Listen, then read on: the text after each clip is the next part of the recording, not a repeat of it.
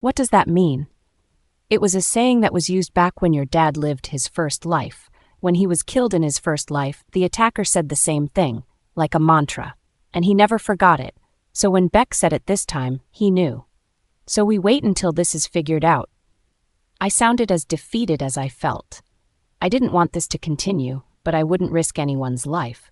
Yeah, but at least you have something to do. Ronnie smiled over at me. What do you mean? He pulled the car over and hopped out.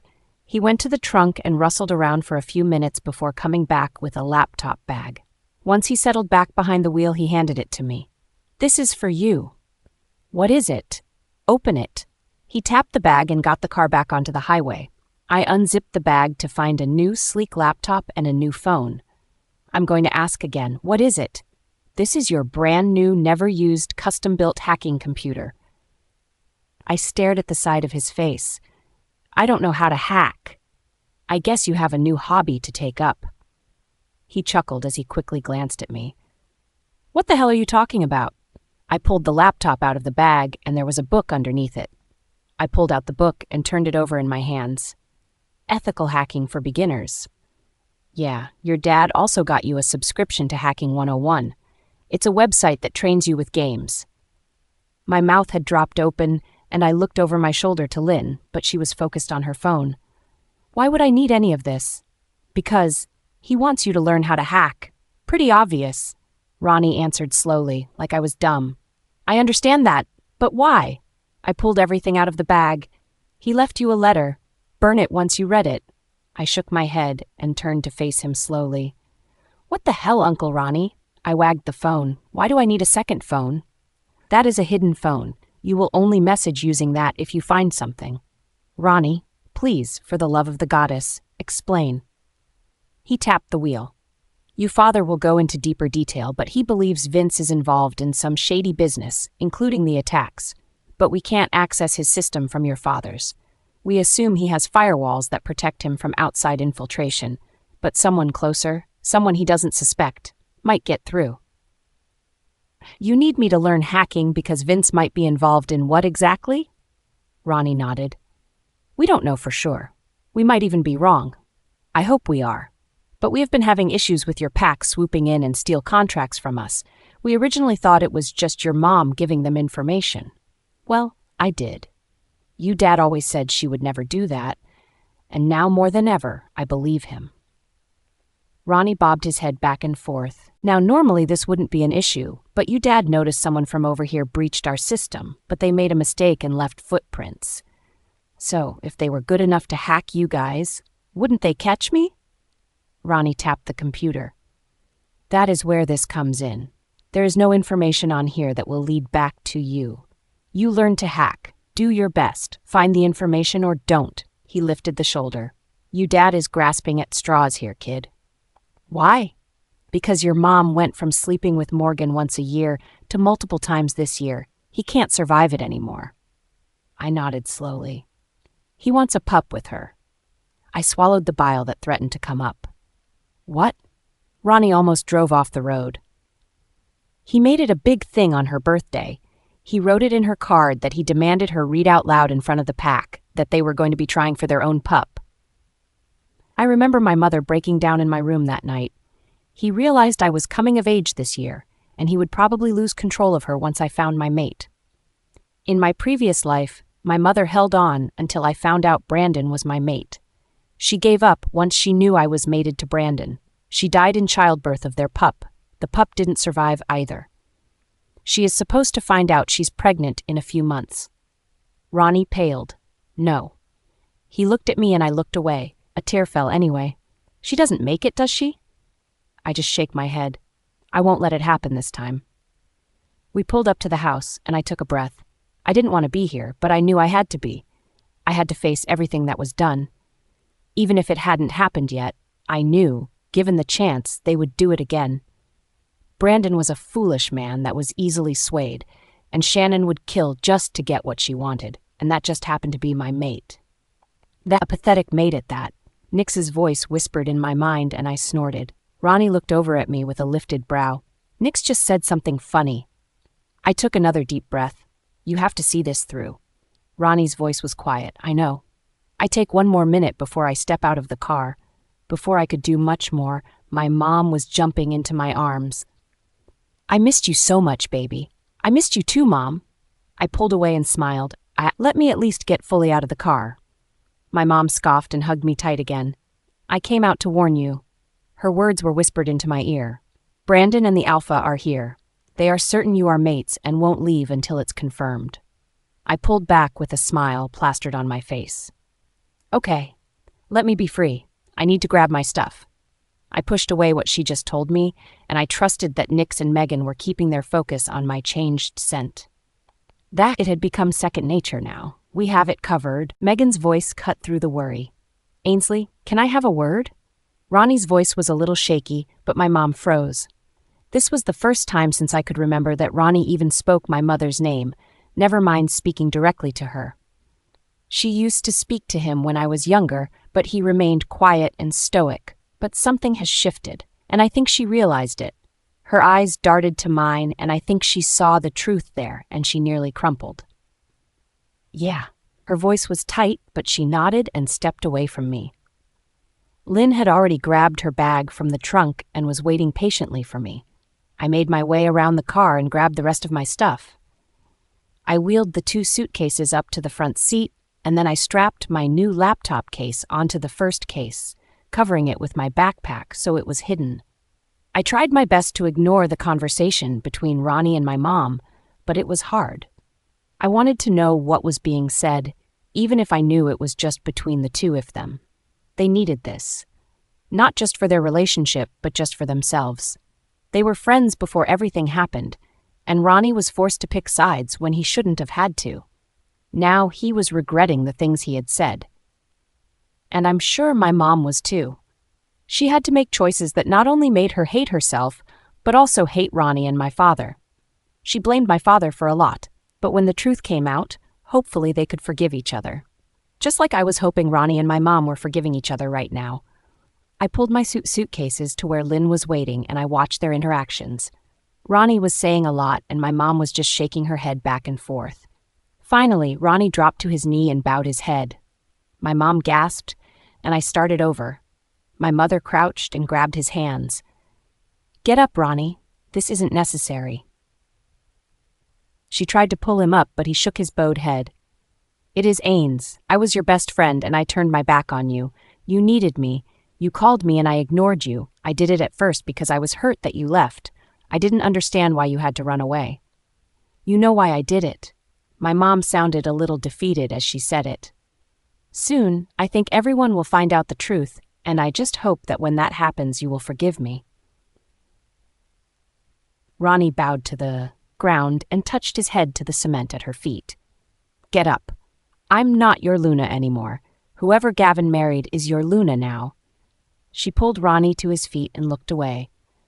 Please don't upset her because of me. Ainsley, there has never been nor will there ever be a new Luna to the Silver Moon pack. Ronnie kissed her hand and then dropped it, leaving her stunned.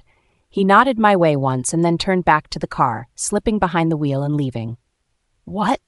My mom turned to me, but I refused to meet her eyes. Let's go in. I gestured to my home. I'll introduce you to the Alpha. I pushed the door open, and a feeling of dread settled in my stomach. What happened if this didn't work? What would I do? You can always reject him. Nix tossed out. I scoffed as I dragged my stuff in. Yeah, like rejecting an Alpha would go over well. Rejecting an Alpha? Who would be that stupid? Alpha Vince's voice had a shiver going down my spine. I thought I would have more than 1 second before I had to face him, but how was I to know he was waiting by the door? Some wolves prefer a lower rank mate or freedom compared to the duties and responsibilities that come with mating an Alpha, specifically Alphas that follow some of the older laws. Lynn cut in, saving me but painting a target on her back.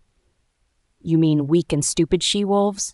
His scoff had me rolling my eyes before I could stop it, but thankfully I had my face settled before I turned the corner into the living room. Alpha Vince, I didn't expect you here to welcome me back home. I would have brought Gamma Lynn to meet you as soon as we dropped our luggage off here. I gave a polite smile as I pushed my suitcase further into the room, letting Lynn and my mother follow closely behind me. I gestured toward the staircase and turned to head up. We will be right down. Nonsense. Come here and greet your alpha. His voice cut in and stopped me in my tracks. Nix's back bristled as he tried to command me, but his alpha wolf was weaker than my own.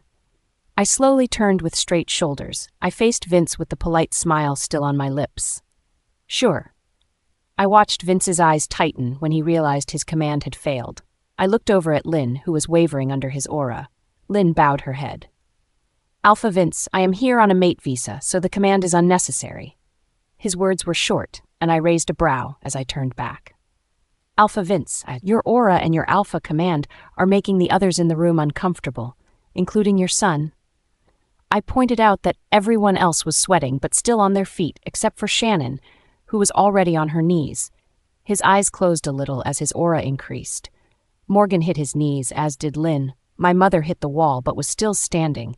Brandon dropped to one of his knees and Shannon was almost flat on the ground. Impressive. Alpha Vince increased the pressure again, but I was losing my patience. Alpha Vince, is there a reason you are pushing so much power out? I looked him in the eye and let my voice drop as I stepped up to him. I leaned over and whispered directly into his ear. I would caution against measuring your power against mine. It would be embarrassing to be dropped on your ass by an alpha female who just had her first shift, wouldn't it? I pulled back and met his eyes again. I let Nix come forward and flash in my eyes. He wasn't strong enough to make me bow down. If looks could kill, Vince's look would have struck me down in that moment. But he wasn't strong enough to take me on, and now he knew it for sure. He stepped back and laughed. Just a little test. No harm, no foul.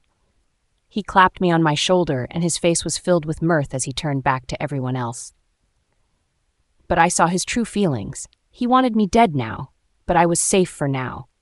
Everyone got back to their feet and laughed along with him. No one was stupid enough to say what really happened. But from the looks on my mother's and Lynn's face, they knew exactly what just happened, and they were terrified. Alpha, thank you for coming to my home.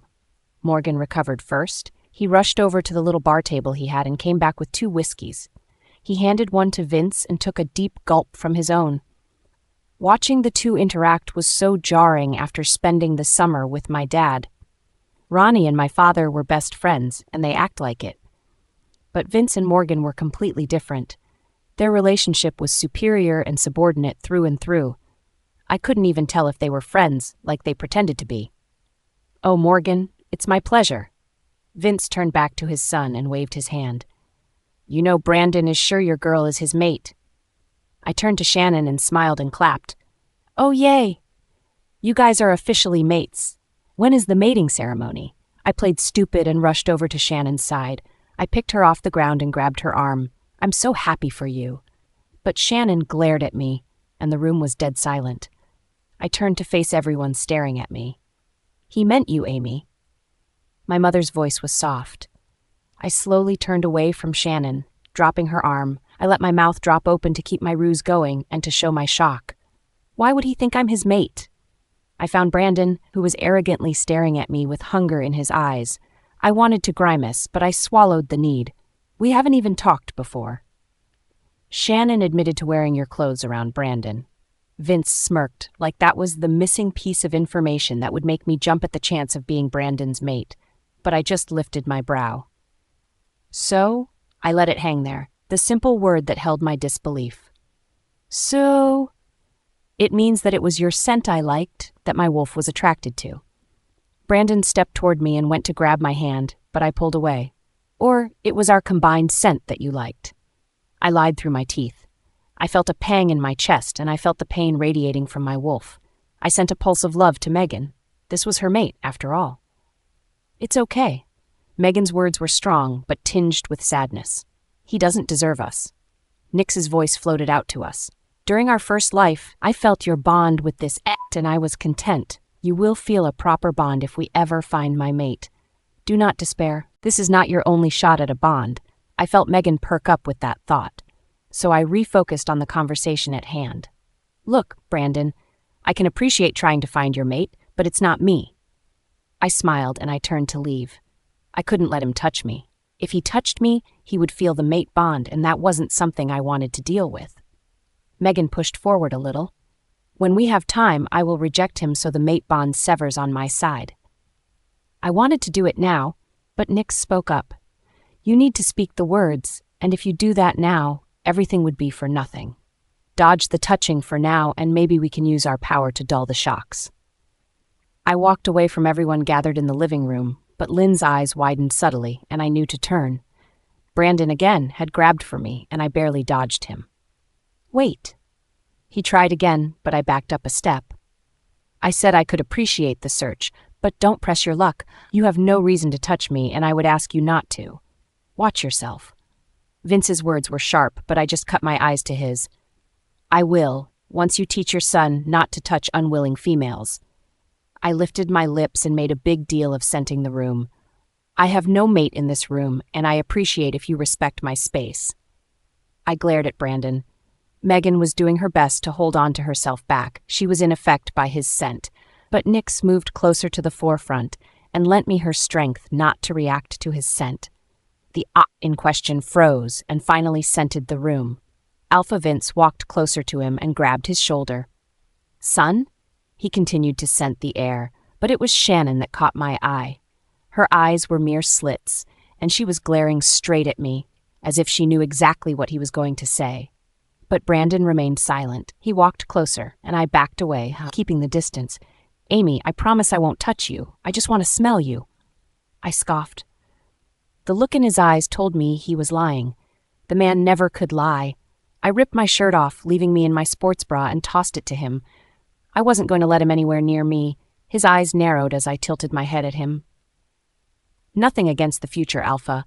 I just only want to be touched by my family and my mate. You understand, don't you? My eyes darted to Shannon. The bond between wolves is sacred, and any relationship or intimate touching before the mate bond diminishes it. My mother taught me to hold true to my mate and just my mate. I hope you can understand. I gave another polite smile and pointed to the shirt. That should work for scenting me, right? Brandon glared at me for another moment before lifting my shift to his nose. Everyone in the room heard him inhale, and we all froze. Well, I froze. I trusted my power, but my goddess, I was worried. He inhaled again and then slowly lowered my shirt. So, Vince's smirk was infuriating. No, Brandon's voice was low. But that is impossible. I swore it was her scent. He glared at me. I held up my hands in mock surrender. I told you it might have been a mixture of Shannon's scent and my own mixing. I shrugged my shoulder and turned back to the stairs. I gave a small wave. I'm going to head up to my room now unless there is anything else. I looked over my shoulder and waited, but my mother waved me off. I made my escape with my suitcases, with Lynn trailing behind me. I stopped in the spare bedroom and opened the door. Lynn looked at me. Me? Yeah, this is you. I pointed to the far side of the room. That's the bathroom. But yeah, this is your room while you're here. Thank you. Lynn dropped her suitcase and stared at me expectantly. What? I stared at her with a confused look, but she still stared at me. Take me to your room. Lynn lifted her arm, gesturing me to continue, but I was still confused. Why? Now we were both frozen, staring at each other. Because when I'm here, my job is to protect you. Lynn slowly answered as she stared at me. Remember? Yeah. That clicked nothing for me. I was still staring at her when she closed her eyes. You don't have to stand here and insult me, Amy. Lynn's eyes grew angry, but I raised my hands in mock surrender. Wait a second. I'm not insulting you. I'm genuinely confused. Lynn's eyes flashed back to confused. I need to know where your room is so that I can watch it. Keep track of you when you are in it. Watch the area when you are out. Lynn leaned against her doorframe. I'd honestly like a full tour where I see inside every room so I can make a mental map of the entire house. Oh my goddess, of course, come on. I felt stupid, and I deserved to. Of course, she would need to get the full tour. Come on. I brought her around the house, showing her all the rooms. Once we were done upstairs and my bags were securely back in my room, we headed back down the stairs. Thankfully, everyone was gone except my mother. Everyone left? My mother snorted. After you two went upstairs, Alpha Vince started to talk to Brandon. They headed out the door, and Morgan and Shannon went with them, following the two like lost puppies. My mother washed another dish as she shook her head. Mom, let's leave. I walked into the kitchen and Lynn followed. We can just transfer to a new pack. You didn't need permission to leave Dad's pack and we don't need Vince's. We can handle the divorce later. I had tried this a million times, but I hoped this time would be different. My mother froze and I watched her close her eyes slowly, almost painfully. We can't. We can. She turned to face me and I could see the barely held in pain. We can't. You haven't shifted yet. And even if you did, you would have to do it in front of the pack to prove you have. Until that happens, we are stuck. But we're back. Morgan called from the front as he opened the door. I watched as my mother shivered, and I backed down. It wasn't time to tell her I can shift. I would have to do it in front of the pack first before she would even consider it. I looked back to Lynn, and she had a look in her eyes that made me want to question what she was thinking. She was staring at my mom with this look on her face. She had thought of something, but Morgan walked in and her look vanished. My mother straightened her shoulders and smiled. Hey, honey. I wanted to puke. This was a mess, and now that I knew the truth all around, I wanted to save my parents from their own idiocy. Hey, babe. Morgan cut his eyes to me and his eyes turned icy. What were you all talking about in here? His tone was carefree and open, but his eyes told another story. We were talking about my summer with Dad. I smiled. So much happened. It was an exciting and productive summer. Productive? His tone shifted. Yeah, I was telling Mom I restarted her female training course and Cass mated the second Gamma, Grayson. Is that why you brought— I'm sorry, dear, I never caught your name. Morgan walked over and held out his hand to Lynn. I gritted my teeth because he was full of shh. My mom cut her eyes to me and subtly shook her head. Lynn, Beth Morgan, I'm Gamma Lynn, and yes, that is why I came here. I heard your new Gamma is still mateless. Now that the second Gamma is mated, I was free to search for my mate. Lynn smiled. Oh, that's good. Are you close to Amy? Morgan turned to face me, but Lynn was already shaking her head. No. I asked to come to this pack without realizing that Oakenfang was the pack her mother moved to. Lynn's eyes would meet mine, or my mother's for that matter. She was staring fully at Morgan. Really? Morgan tilted his head. Then why did you seem so close to her when you two walked in? Lynn smiled. Beta, if you would have looked outside when we pulled up, I stood away from Alpha Amy and Beta Ronnie. I followed her inside since this was her home, and you were giving me a place to sleep while I explored the pack for my mate. Lynn cut her eyes to me, and there was thinly veiled hatred in them. Alpha Amy has been as polite to me as I have been to her, but I wouldn't say we are friends. She looked back at Morgan. I follow the protocol my Alpha commanded me to follow. She dipped her head. With just a few words, she shifted her actions onto my father, removing any suspicion that she was my friend or confident in Morgan's eyes, which might actually help us. I watched as Morgan relaxed a little before he turned back to me. Amy? Yes, Morgan? I waited as his anger spiked. He hated that I called him Morgan. He told me 1,000,000 times to call him Beta Morgan, but he let it drop when I demanded him calling me Alpha Amy. He gritted his teeth and looked back at Lynn. I think it will be a good thing for Lynn to be shown around the pack by Shannon. We have had a few new transfers while you were gone, and this way she can get the lay of the land while you settle in. I shot a look at Lynn, but she wasn't looking at me. Morgan focused on me for a second, and she gave the tiniest of nods. Sure. I'm tired anyway, and I have to clean my room, now that I have the time to remove Shannon's scent from my clothing. I don't want Brandon to get any more foolish ideas about me being his mate. Morgan's jaw tightened. Right. Plus Shannon must be ecstatic. I pointed out as I heard a low growl from the other room. What do you mean? Morgan's eyes cut over the doorway where I assume Shannon waited. Brandon is her boyfriend, and he tried to claim me, her stepsister, as his mate. But now that it has been cleared up, she can go back to being his one and only. I smiled and went to the fridge. Shut your stupid mouth. Shannon stormed in, but I just opened the fridge and searched for something to eat. In reality, I was hiding my smile. Shannon is predictable, as always. She hadn't learned how to hide her true intentions yet. That came later. You think you are so big and strong, but you can't even shift. How pathetic are you? An alpha that can't shift. I felt Nix come forward. Who says? What? I stood up and closed the door, still facing away from them. Who says I can't shift? Shannon laughed. Even Morgan chuckled a bit. You have only been gone a few months, Amy. You were a pathetic wolf back then, and you're still one now. I heard Morgan's soft hum of agreement as I turned. But everyone gasped as they looked at my shifted face and arms. I felt my nose and mouth had shifted partially, giving me a snout. My teeth were shifted to my fangs, and my eyes were the gold of Nyx's. I raised my hands, and my claws and black fur covered them to my elbows. What? You just called me a pathetic wolf? A child of a beta who isn't even ranked? You dare to call me pathetic? Nyx's voice was ragged, and I watched as the two of them trembled. Nyx released her aura and stepped forward as the two of them dropped to their knees. Amy? My mother's gasp was filled with hope, but she quickly schooled herself. Release them. I whirled on her and growled. Nyx, please. They disrespected us. Nyx's voice reverberated through the house. She pushed out more power directed at the two on the floor, and Shannon whimpered. I turned back to the prey I had on the floor and I crouched by their heads. Not so pathetic anymore, am I? No. Shannon's voice was small. Am I Beta Morgan? I growled out.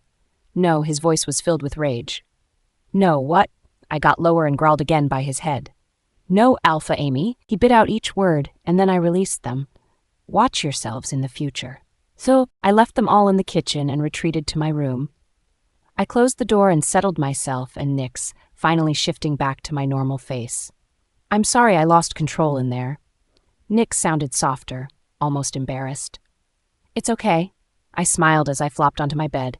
They deserved it. I chuckled softly as I thought of their surprised faces as they hit the ground. What you both just did will put them on the toes. They won't think they can easily maneuver around you anymore because your wolf has manifested itself. Megan's voice was confident as she chastised us. She knew that this would make our lives a little harder. You both should have held it together back there. I thought about it. You're right, I admitted, and Nyx nodded with me. We should have behaved back there. It would have been easier to move in the shadows without them knowing I could shift, but we still have the upper hand. I pointed out the fact, and they both agreed. I pushed up from the bed and made my way to my closet. I entered it, and I couldn't smell anything, but I knew it smelled like my actual scent. I pulled all of my clothes, and I dumped them onto the floor of my room. I felt panic bubble up from my center. If Brandon walked into my room, or even by it right now, he would figure out the truth. I heard the door slam on my last trip from my closet, and then there was a knock. I froze. Please, goddess, please. I slowly made my way to the door and waited. A second knock came and the door opened. I moved to slam it shut, but my mother's voice stopped me. What are you doing? She fully came into the room and made a small circle. She turned to me, eyes wide. My scent? I trailed off and looked down at the clothes at my feet, then back to the closet. I turned and realized that I was screwed. My scent, my actual scent, is stuck in this room. My clothes can be washed. But what about my bed? Mom, I don't know what to do. My mom quickly surveyed the damage. Well then, let's use your outburst to our advantage. My mom grabbed my basket and pushed a load of clothes into it. Grab your dry clean only stuff and put it on your bed, along with any coats. What are you doing? I was still frozen, unsure of what to do. I'm helping you. Now do as I said. I nodded as she left the room. I heard her head downstairs as I went back to my closet. I pulled all my coats and dropped them on the bed. Then I pulled out anything that had to be dry cleaned like she told me to do. She came back in and nodded, then pulled out zippered dress bags and zipped my dresses and coats in the bags. Mom? She stopped and looked at me.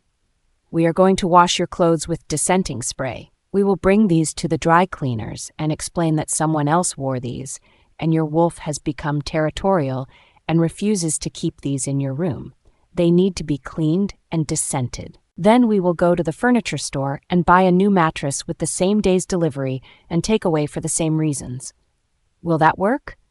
I grabbed for her hand and she cupped my face. We will just have to sell it, babe. She leaned in and kissed my cheek. I won't allow you to go to that family, not if you don't want to. She pulled back and stared into my eyes. Are you sure? Living without your mate will be hard. I saw something flash in her eyes, pain and something else. I'm sure. I would rather be alone than dead. I grabbed for the clothes that were already bagged up. I'll put these in the car. She nodded her head and continued bagging more clothes. I left the room and ran down the stairs, grabbing my keys on the way into the garage. I went to my Jeep and stuffed the clothes into the back seat before I locked it and ran back upstairs. My mom handed me the rest as she stripped my bed. Just toss the bedding. My mom looked up at me. Why? I wanted a new comforter anyway. This was it, saves us more laundry. Just bag up everything and toss it all. I turned to leave but turned back. Will dumping dissenting spray on everything cover my scent until garbage day? Yeah, it will work, but we will need to buy more.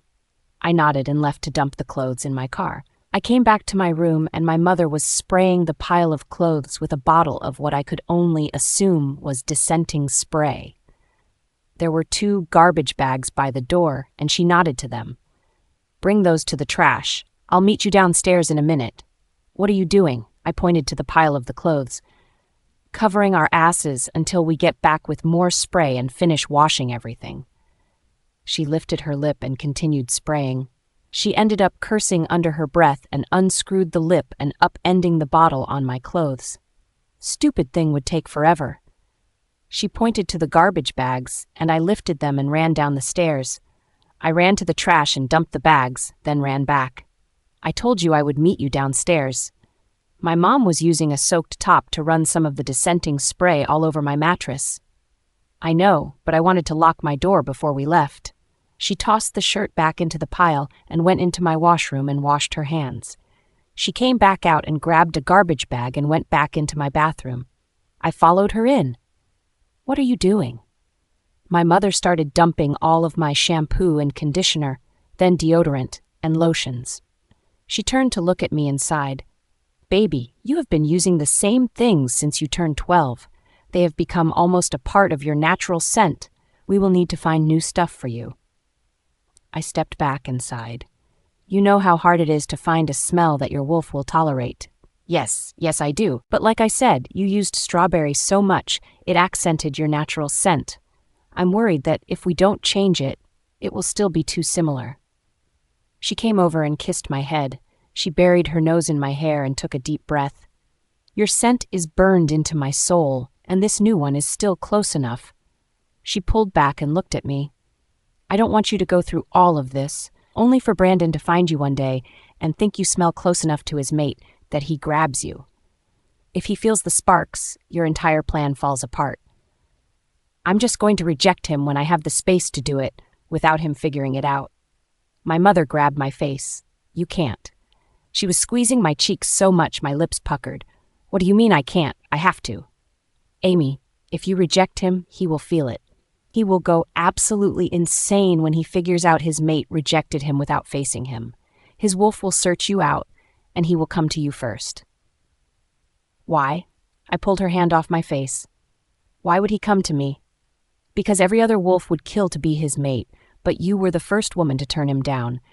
Now I don't know why, but I hope when you can, you will explain to me why you would rather change your entire life than be his mate. My mom tossed out, and I could feel the hurt coming off of her. She felt like I didn't trust her, but I did. Mom, no, don't tell me now. That way, if the worst happens, I can't be used against you. She waved her hands in front of her face. I just meant that one day I would like to know the truth. And you will, I swear. My mom stared at me, really stared, and then nodded. But back to my point, if anyone would reject him, it would be you, and Brandon knows it. Just the way you acted today would set off red flags if he was smart enough. Thankfully, he is so narcissistic, he probably won't put much thought into it. My mom shook her head. That is where you are wrong, baby. Because he is so narcissistic, he will focus on today, going over it repeatedly. She tied up the bag and I said a silent goodbye to all of my favorites. You turned him down and now he has to figure out why a she-wolf would do that. He has gone his entire life thinking he was the goddess's gift to all the she-wolves in this pack, and now the one he truly wanted doesn't want him. He slept with every girl that is of age in this pack, I pointed out, and my mother nodded. All of them but you. You were always focused on training growing up, and now you don't want him. I let her words settle, and I knew she was right. Brandon would come for me if he was rejected, so I had to keep my distance until I figured out everything else out that I needed to so that my mom and I could leave. And I had to concede that she was also right about the strawberry shampoo. It had become my signature smell since grade school, so much so that Shannon used it even though her wolf hated it. You're right, I grabbed the bag and left my room. Once my mom came outside, I locked the door and we headed to the garage. You will help me find a smell my wolf likes? Of course. She nodded as I tossed out the bag of toiletries. Amy, I was wondering, has there been anything weird about Nick's you wanted to talk about? I froze for a second but shook it off. For a second, it sounded like my mother knew about Megan, but that was impossible. It had to be. Like what? Well, she's very dominant. But how does she look? My mom smiled at me as I slid into my seat. She is huge and black. I noticed the color. You must have inherited it from your father.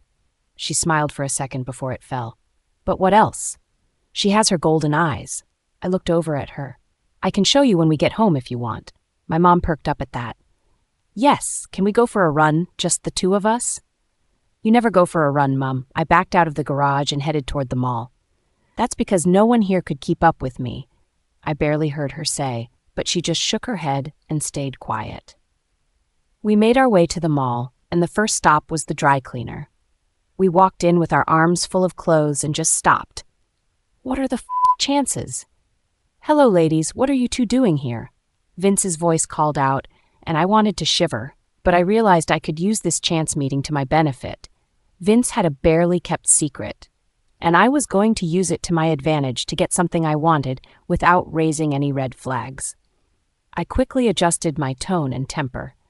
I lifted my lip and called out, dropping off my tainted clothes, hopefully we will save them, or they will go in the trash. I turned back to my mother, who had hidden her face in the bag of clothes she was carrying. Do you really think they'll be able to remove her stink? Her stink? Vince stepped over to us. Whose stink? I rolled my eyes and turned to face him. Alpha Vince, you told me yourself that Shannon has admitted to using my clothing, so much so that your son thought I was his mate. Now, I don't know about you, but my wolf doesn't like the idea of someone else, especially Shannon, rolling around in her things. Vince stared at me for a few seconds before he nodded slowly. Uther doesn't relish the thought. He looked down at the bags. So you're washing all of your stuff to get her scent off of it all. I nodded. I don't want there to be any more confusion. Plus, Nix is repulsed by using the same things Shannon used to trick your son. My mother huffed. Yes, Amy, I am sure they will get the stench of her from your clothes. She rolled her eyes. I don't understand what the big deal is. I already told you we can't remove your carpet. Vince turned to me. Your carpet? In your bedroom? She walked on it. She probably laid in my bed, rubbing herself on my stuff, trying to smell like me. Do you know she even started using my shampoo? I let a growl work its way past my lips. I don't like it, and I shouldn't have to deal with another wolf using half my scent to charm someone else's mate, especially a lower unranked wolf.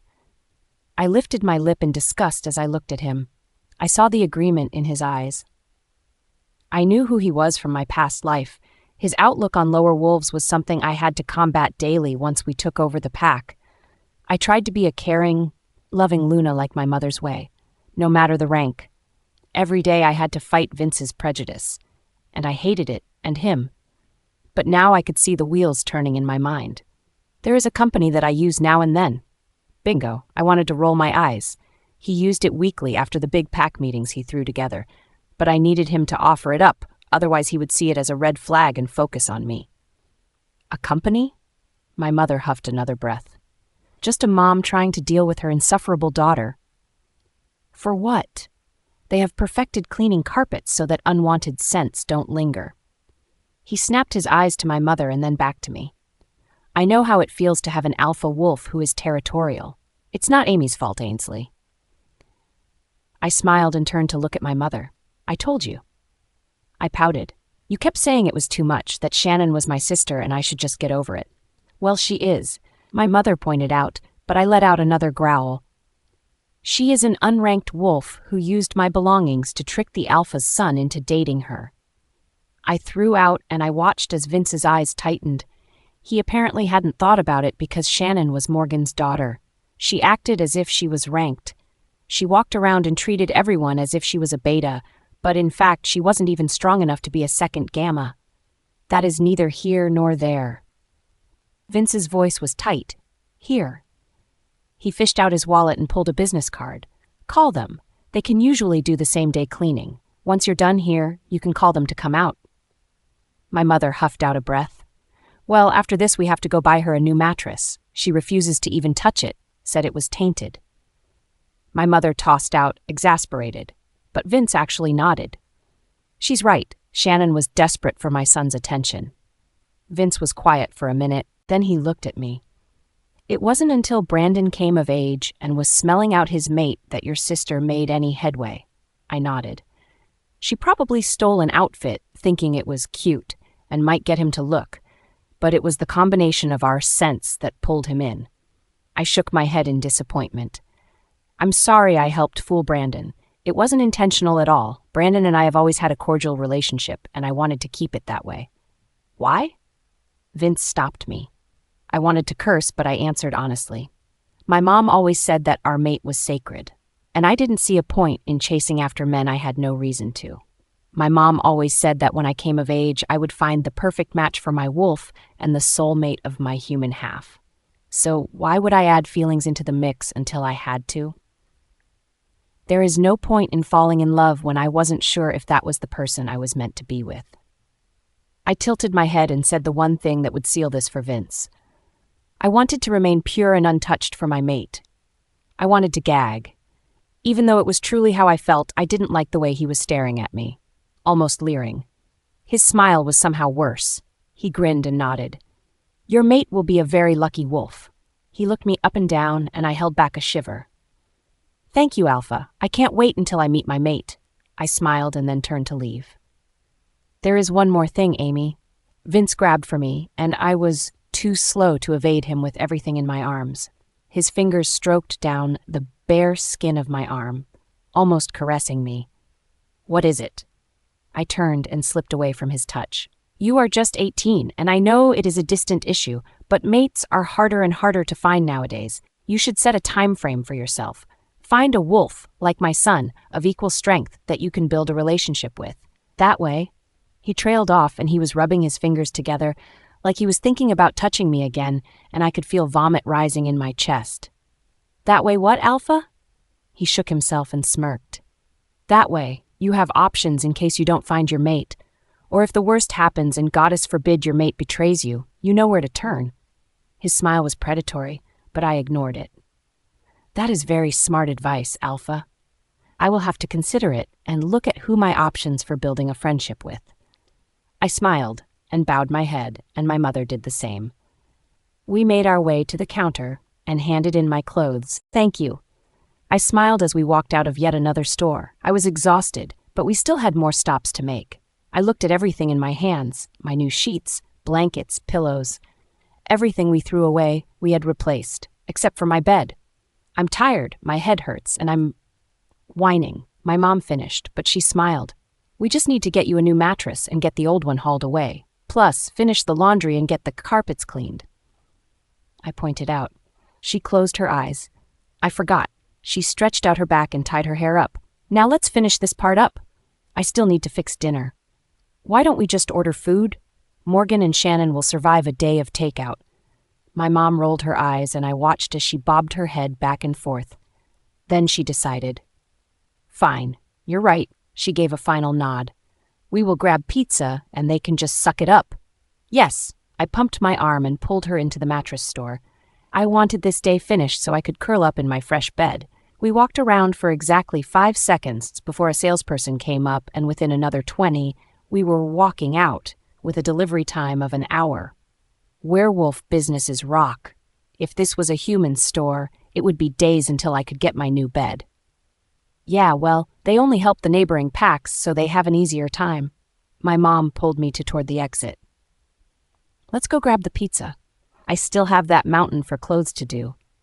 Ugh, don't remind me. I wilted thinking about those clothes. I jumped into the driver's seat and started my Jeep as my mom put everything in the back. I waited until she got in before I handed her the card Vince gave us. I don't want to use them. Mainly because Vince gave us their card, but I also want to wipe out my actual scent completely. She grunted as she took the card and called as I drove.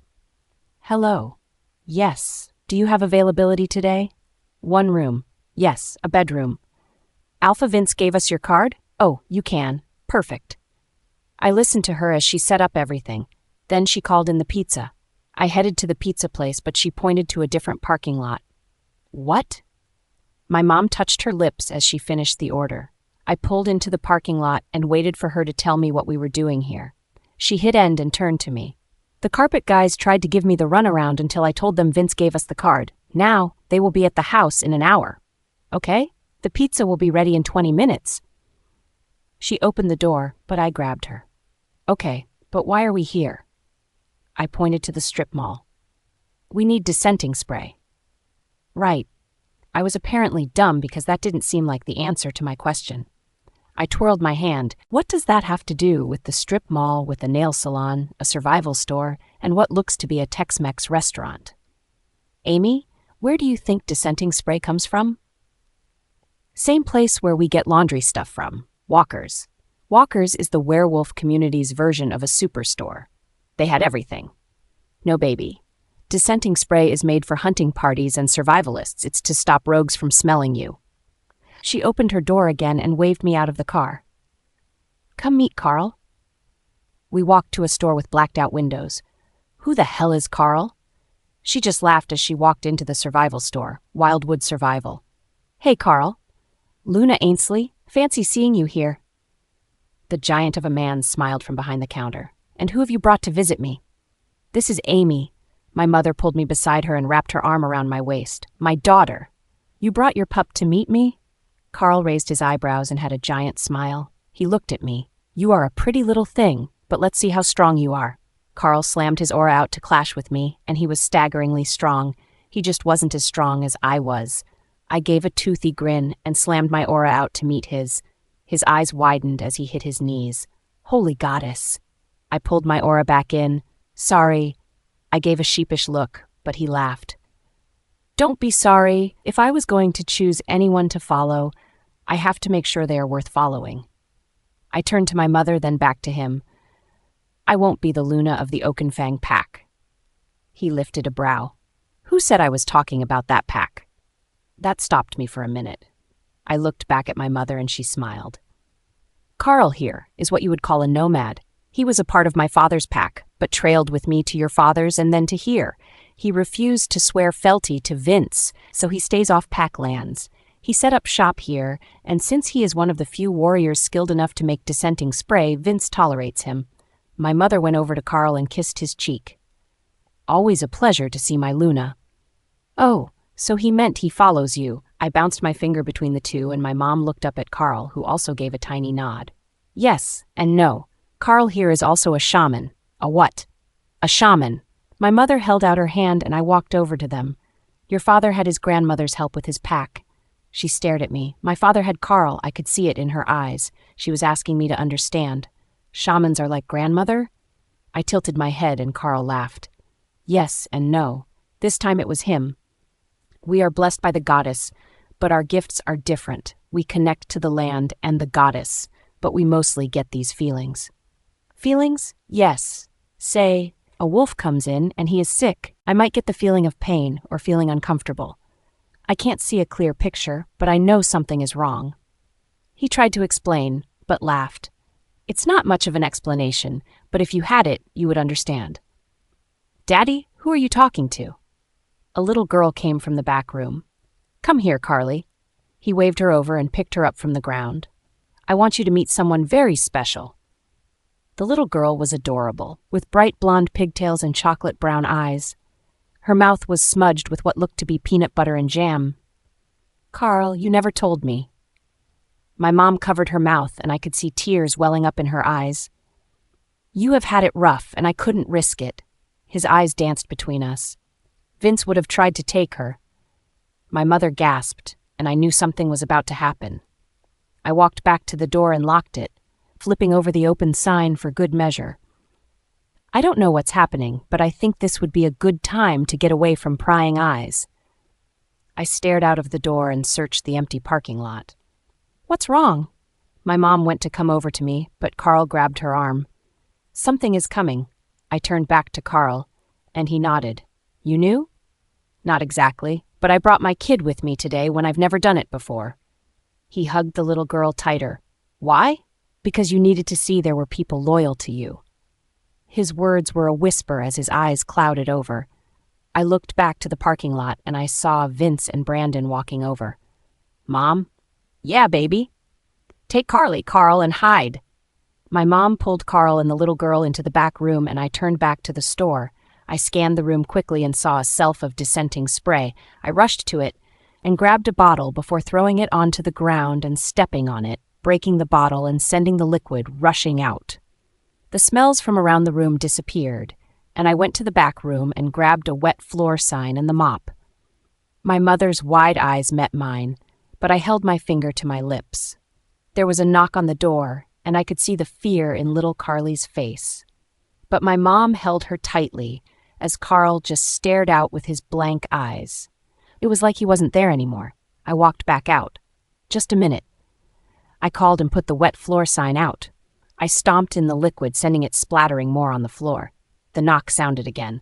I said just a minute. I put as much exasperation as I could and then opened the door with the mop in hand. Alpha, Vince, Brandon. I jumped back in surprise. What are you two doing here? We were full. We came by to see Carl and restock up on some essentials. Vince cut Brandon off. I nodded and wheeled my mop bucket back to the puddle. Carl had to run out for some restock, but he should be back in a few hours. I lied as I turned back to the two men. Is there anything I could help you with? I turned back to the spill and picked up the broken plastic bottle. I tossed it in the trash I saw and mopped up the spray. You work here? Brandon's voice was incredulous. Not really. Carl is my mom's friend. We came here for dissenting spray. But Carl asked my mom about a contact back in her dad's old pack, and then they took off, asking me to watch the store. I smiled as I lied through my teeth. We didn't see them leave. Vince turned around and silenced Brandon with a look. Well, I didn't realize you were watching. I laughed as I stared at them, and I saw Brandon's wince. They went out the back, since that's where Carl's truck is. My mom rode here with me, but Carl will give her a ride back here and we will go home. Do you know where they went? Vince shopped, and I made my way to the counter. I prayed I was going to be able to work the cash register. They said they were going down the road for ingredients, but that they might have to go all the way to my grandpa's pack for one specific ingredient. He said he was making a new batch of spray. I lifted my shoulder and settled on the stool. You're not sure? I laughed. She is my mother, not the other way around.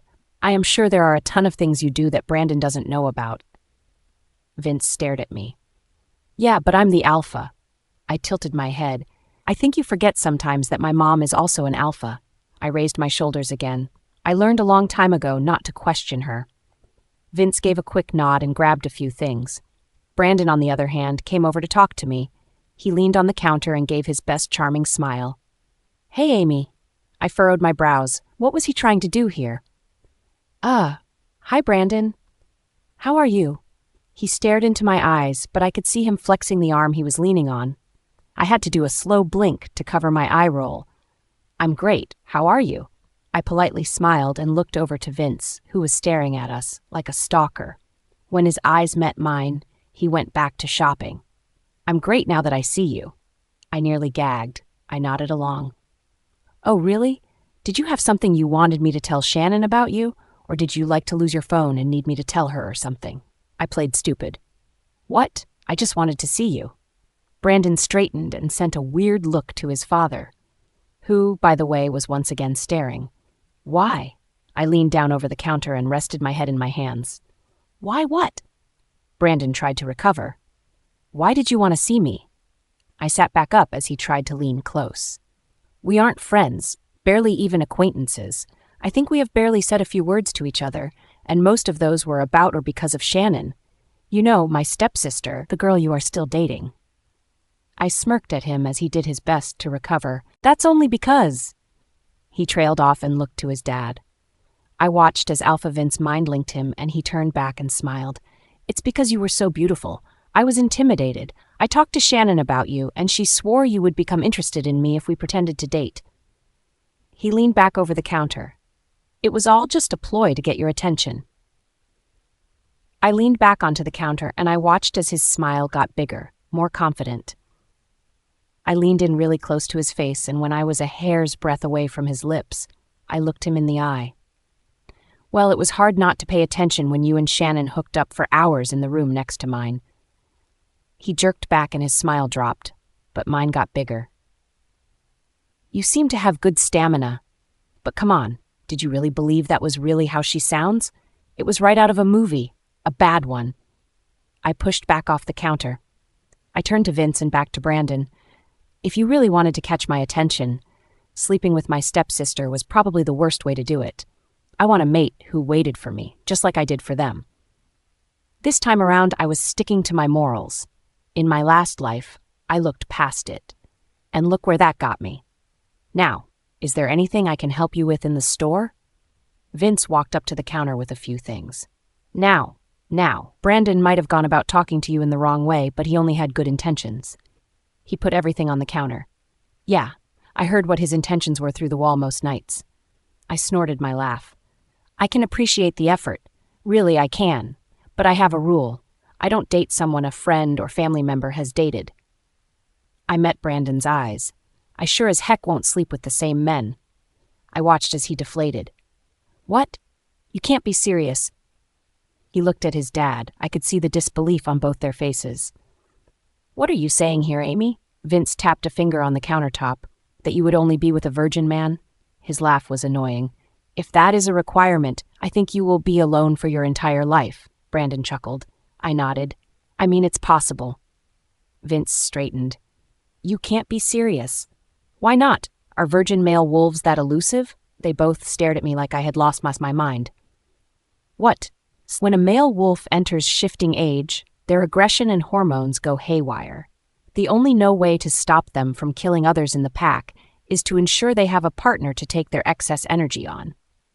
Vince widened his stance like he was teaching me something, but he wasn't. I nodded along. Yeah, I remember learning that in school. I was so blown away I brought it up to my father the following summer. He said he was punishing a wolf coming into his shifting times, his second gamma now, but back then, just another wolf. I pointed out that it wasn't fair. His hormones were so out of whack and he had no one to take his anger out on. Vince nodded. But my dad froze. Why? He then explained that it was a lie. Older male wolves told the next generation that it was normal and even expected that male wolves would have a harder time controlling their wolves, and that it should be expected that men would sleep around because they did that themselves. I met Vince's eyes, and all the following generations built this whole lie so that their sons and their sons wouldn't be judged the same way female wolves were if they lost their virginity before mating. They wanted the excuse so that men could do whatever they wanted and it could be blamed on hormones. That's not true. Males do have a bigger surge of aggression. Vince sounded disgusted at my father. True, but aggression can be channeled in a million different ways. My father's pack uses warrior training for all the wolves coming of age. I lifted a shoulder. Each pack has their own way, I guess. I pulled his stuff towards me, but Vince slammed his hand down on the counter and growled. Are you talking down about our pack? My pack? No, Alpha Vince, just pointing out that there are other ways other than shocks to work our aggression. Each pack has their way. If I grew up just here, I would follow your way without question. I looked down. I would probably feel exactly as you do, that men need their release to be safe. Brandon looked confused. But I wasn't just raised here. I have seen other ways that work. So I guess that gave me unrealistic expectations from my mate. My father trained through this aggression. He also cheated on your mother, Vince tossed out. He betrayed her and left her vulnerable. I felt my hackles rise, but my mother and Carl banged in from the back door. Thank you for coming with me, Ainsley. You always negotiate better than I do for the sorrel. Carl carried in a giant bag of leaves. It's no worry. I'm just happy they met us. They both looked up and froze. Alpha Vince, Brandon, what are you two doing here? My mom's eyes bounced between the three of us. We came in to buy a few things, and Amy here was explaining the practices of her dad's pack. Vince growled out. I smiled and nodded. I explained Dad uses training to deal with the extra aggression of male wolves. Why? My mother walked closer to me, and I saw the tightness around her eyes. They were just surprised why I had such high, unrealistic standards. Brandon cut in. High standards. I glared at him. For my mate or anyone I want to date. I was just explaining that I wouldn't date or mate with anyone that had slept with a friend or family member. That I wanted my mate to be just for me, like how you and Dad taught me. Oh, my mother laughed. She waved her hand. I think all parents want their kids to have high standards for the one they mate with. Don't you, Alpha Vince? My mom wrapped her arm around me. As parents, we just want the absolute best for our pups. She looked over at Brandon. Take your son, for example. You want him to mate with the best female he can find, don't you? Vince seemed to settle, and he nodded. Yes, I do. Vince stared at me, but I turned to Carl. Sorry, Carl. I wanted to help, but I do not know how to check someone out. I smiled and waved my hands over the register. I told you to lock up. Carl walked over and sniffed. Did you drop a dissenting spray bottle? He pointed to the mop bucket next to the counter. Yeah, I'm sorry. I wasn't paying attention and bumped into the shelf when I went to lock the door. I was cleaning the mess when the Alpha knocked to come in. I grabbed the mop. I'm sorry for not listening. No, it wasn't her fault. It was our fault. We should have waited outside for you guys to return. Brandon jumped in, trying to save me, but I knew it was just his act. He pretended to care at first. In our first life, he was the perfect mate until the actual mating ceremony. Once I was bonded to him, he switched the act off. His mask dropped, you could say. He became aggressive. Abusive, even. He took my strong, amazing wolf and turned her into a submissive creature. His wolf chipped away at me and Megan. He turned our love for him into something perverse. Nix's voice whispered in my mind. What's wrong? I sent strength to my two wolves. Megan is struggling. Thorne has been talking to us, or trying to anyway. She is having a hard time not accepting him as her mate. It's chipping away at our resolve. Nix called back to me and I felt my face tighten. I turned back to Brandon. Excuse me, Brandon. Could you please speak with your wolf? What do you mean? He played dumb and I think that irked me even more. Nix told me he has been trying to speak with her. She doesn't like it. She asks that you keep him in line. Brandon almost staggered back. She doesn't even want to speak with him? No. I turned and left it at that. I'm going to clean this up. Can you call me when we are ready to go, Mom? I could feel Vince's and Brandon's eyes on me, but I pushed the mop bucket towards the back. Of course, baby. She had turned back to the store and started grabbing things she wanted. That will be 5462 Alpha Vince. Carl's voice snapped them back to him, and I entered the back room. My eyes snapped to the little girl on the floor, eyes wide and clouded as drool slipped down her cheek. I felt panic crawling up my spine, but I pushed the door closed behind me. I dropped the mop as quietly as I could and rushed over to Carly. Her little body was icy from the floor, and I picked her up and cradled her. I bit my lip, hard to keep from screaming for help, and I looked around to see if there was anything I could cover her with. She convulsed, and a soft whine made it out of her mouth, but I covered it with a cough. She was shaking, and her little body was slipping out of my hands until I tucked one arm under her legs and held her shoulders to my chest. I made my way to the sink and turned the water full blast before I walked to the very back of the room behind the boxes of stock and slipped down to the floor. I held Carly close until her little body calmed down. Her breathing grew even, but her eyes remained clouded. I was not equipped to help the little girl in any way, not when I had no idea what was going on. I heard the back door open, and Carl's voice was deep. You are not allowed in my back room. The door slammed shut with a loud bang and voices raised. But after a few minutes, everything became quiet, and the door opened up again. I looked around to see if there was anywhere I could hide or put Carly down, but there was nowhere. I tried to push some boxes to the side to fit her on a shelf, but then I heard 2 sets of footsteps heading towards us, and I froze. They were moving quietly, suspiciously quietly. If it was my mother or Carl, they would call out, wouldn't they? I looked down at the little girl in my arms with the white, clouded eyes and knew that I would do anything to protect her. She wasn't my pup, but that didn't matter. She was helpless. Nix and Megan surged forward and I lifted my hand. Claws and black fur flowed down my arms. I held Carly to my chest as footsteps came closer. I felt my fangs descend, and then Megan, beautiful smart Megan, tapped into our power, and it too flowed down my arm. I held my hand out. As the steps came closer, my power sent white whipping tendrils down my arm, ready to snap out of whoever came around the end of the shelves. I bent my knees, ready to run. It seemed like time froze and the realization hit me like a ton of bricks. I would kill Alpha Vince and Brandon for this little girl, because I had this feeling in the pit of my stomach that if Vince found her like this, he wouldn't let her go. He would either take her or kill her. And I knew Carl and my mother wouldn't allow that to happen, so it was them or us, and I chose us. I let the realization settle, and I opened my mouth to scream as the steps rounded the corner. And Carl and my mother both stood with their mouths dropped open, staring at me. I felt my arms slump, the adrenaline draining like water out of me.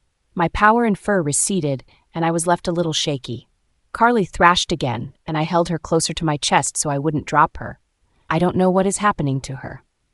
I looked up at Carl and he rushed over. I found her on the floor, but I knew I couldn't call out for you two. I held her out to Carl as he got close enough, and I watched as realization hit him square in the face.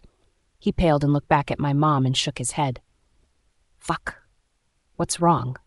My mom rushed over and saw her face and she paled. Fuck! What is going on? I looked from Carly's face and back up to theirs. She is a shaman. My mom looked at me and I could see she was afraid. Okay. I looked up at Carl. So, is her dad? You don't understand, baby. My mom gripped my arms that were still holding Carly.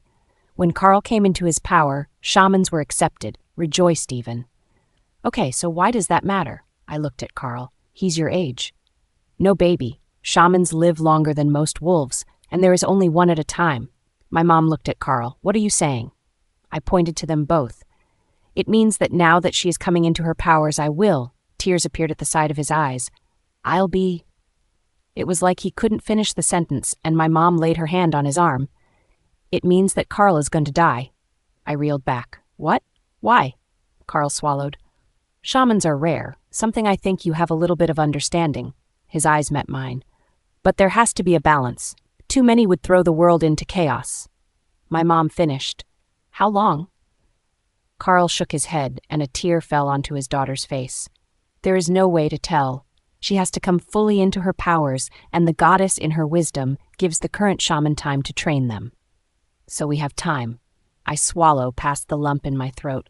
Not enough. She shouldn't have had her first vision until she came of age. My mother traced a finger down Carly's cheek. Explain. I furrowed my brow. Her eyes, she is in a vision? My eyes looked at Carl. You had one earlier, too. He nodded, finally taking his daughter into his arms. I did. Carl hugged his little girl to his chest, and he buried his nose into her hair. I am so sorry, baby. His voice caught, and then he hit his knees.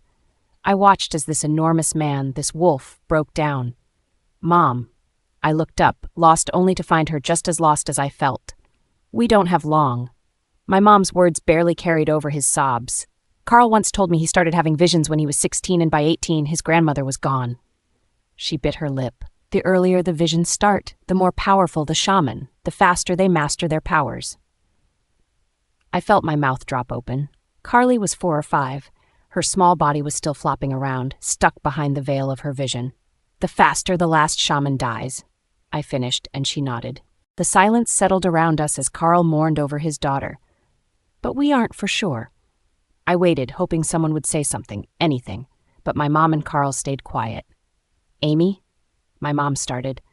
Can we delay her learning somehow? I tried to think of any other solution that didn't leave a little girl without her father.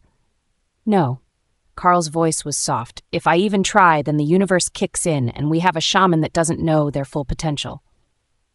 He finally looked up from his daughter. Ainsley, I hate to ask this of you. You don't have to ask. She leaned down and kissed his cheek. I need to know how long. I pushed. Why?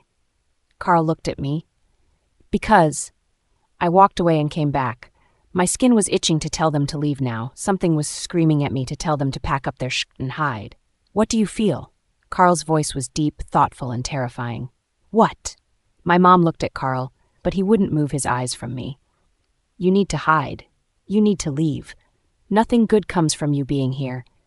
It just leaves her in danger. My voice was deeper. I felt the world shift, and my eyes did too. Only this time, it wasn't the eyes of my wolf. I went from seeing the world around me to nothing. What's happening? My mother gasped. How is this even possible? I don't know. Carl's voice was a whisper. Darkness surrounds this pack. If the three-spirited one takes too long to figure it out, or the shaman falls into the hands of the tainted alphas, the world as we know it will be lost. Darkness and evil will seep into the world and corrupt everything bright. I felt my body turn and look down at the little wolf. You need to hide her. I heard an intake of breath, and my mother's hands came up to cut my face. The three-spirited one? I felt her lean in. Who is the three-spirited one?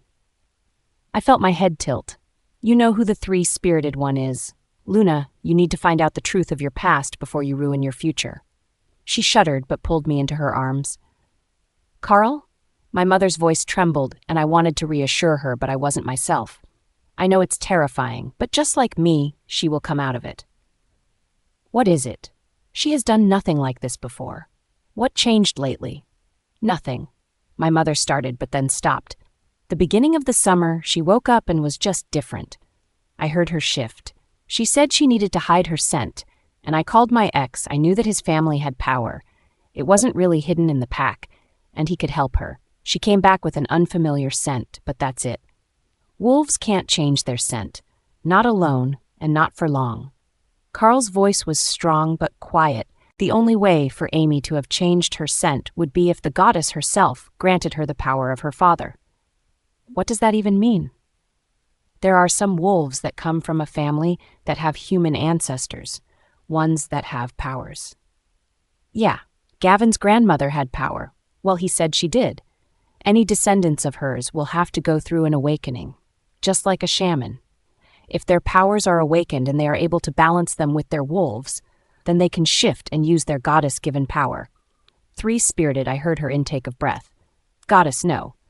Carl was quiet for a minute. Have you told her? No. You have to. She needs to know. Carl shifted. The three-spirited one already knows. She has been watching. My voice was thick and foreign. Carl? She is right. She has 3 souls. Her wolf, her human witch, and... Stop. My mother's voice was sharp. Not here. Fine, but you will have to tell her soon that she obviously has things she has to do, and if you keep her in the dark too long, you might jeopardize everything. The two of them were quiet for a minute. What are you going to do? My mother questioned. I'm going to listen to your daughter. I'm going to pack up and take Carly with me.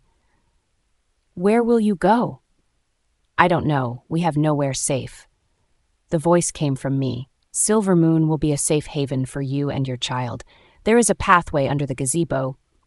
Take it to the sea. You will find a burnt husk of a cabin there. Rebuild. She will be safe there from all who wish to find her. Daddy? Her soft voice was terrified. What happened? Hey, baby. Carl's voice softened. How are you feeling? Are you going to leave me now? Her voice quivered, and I heard Carl choke up. Not yet, baby, but soon. My eyes finally started to clear. He will never truly leave you, young shaman. That I can promise. Our ancestors live on through us. Hi, and he will watch over you. The voice was softer, and when my vision fully cleared, I held her face in my hands. Amy, you promise? I promise. I kissed her head and she sighed. I saw what's to come. Her voice was stronger. I know my daddy will go, but you will be there with me, every step of the way. Of course I will. I didn't even think about it. I promised to take this baby in. Amy, my mom cut in, but Carly looked up at her. I know my daddy asked you, but you have your own path, and she and I have our own. Her voice was so much older than it should have been. I looked at my mom. She's right. I don't know how we know, just that she is. I looked at Carl. You feel it as well. He just nodded. I turned back to my mother. It seems we have a lot to talk about. I watched her swallow and then nod. Yes, I think we do. She turned to Carl. We have to go. We have spent too much time here as it is, but I will come back tomorrow. Carl shook his head. Don't bother, I'll be leaving tonight. He hugged Carly closer. Can you call Gavin for me? My mother shivered, but I pulled out my phone. I dialed my father's number. Amy, is everything okay? His voice came over the line, and I felt the part of my soul settle. Every time I leave him in the pack, I leave a part of myself back there. Yeah, Daddy. Everything is okay. I have a favor to ask you. Whatever it is, it's yes. He chuckled. You know I could never say no to you. Please, just listen. He heard the seriousness in my voice, and his chuckle trailed off. Okay, baby, what can I help with? Have you ever had a feeling? I stumbled over my words. I didn't know how to explain it. I need more of an explanation, Amy. Have you ever met a shaman? Your mother introduced you to Carl? His voice was surprised. How is the old bastard? Carl chuckled.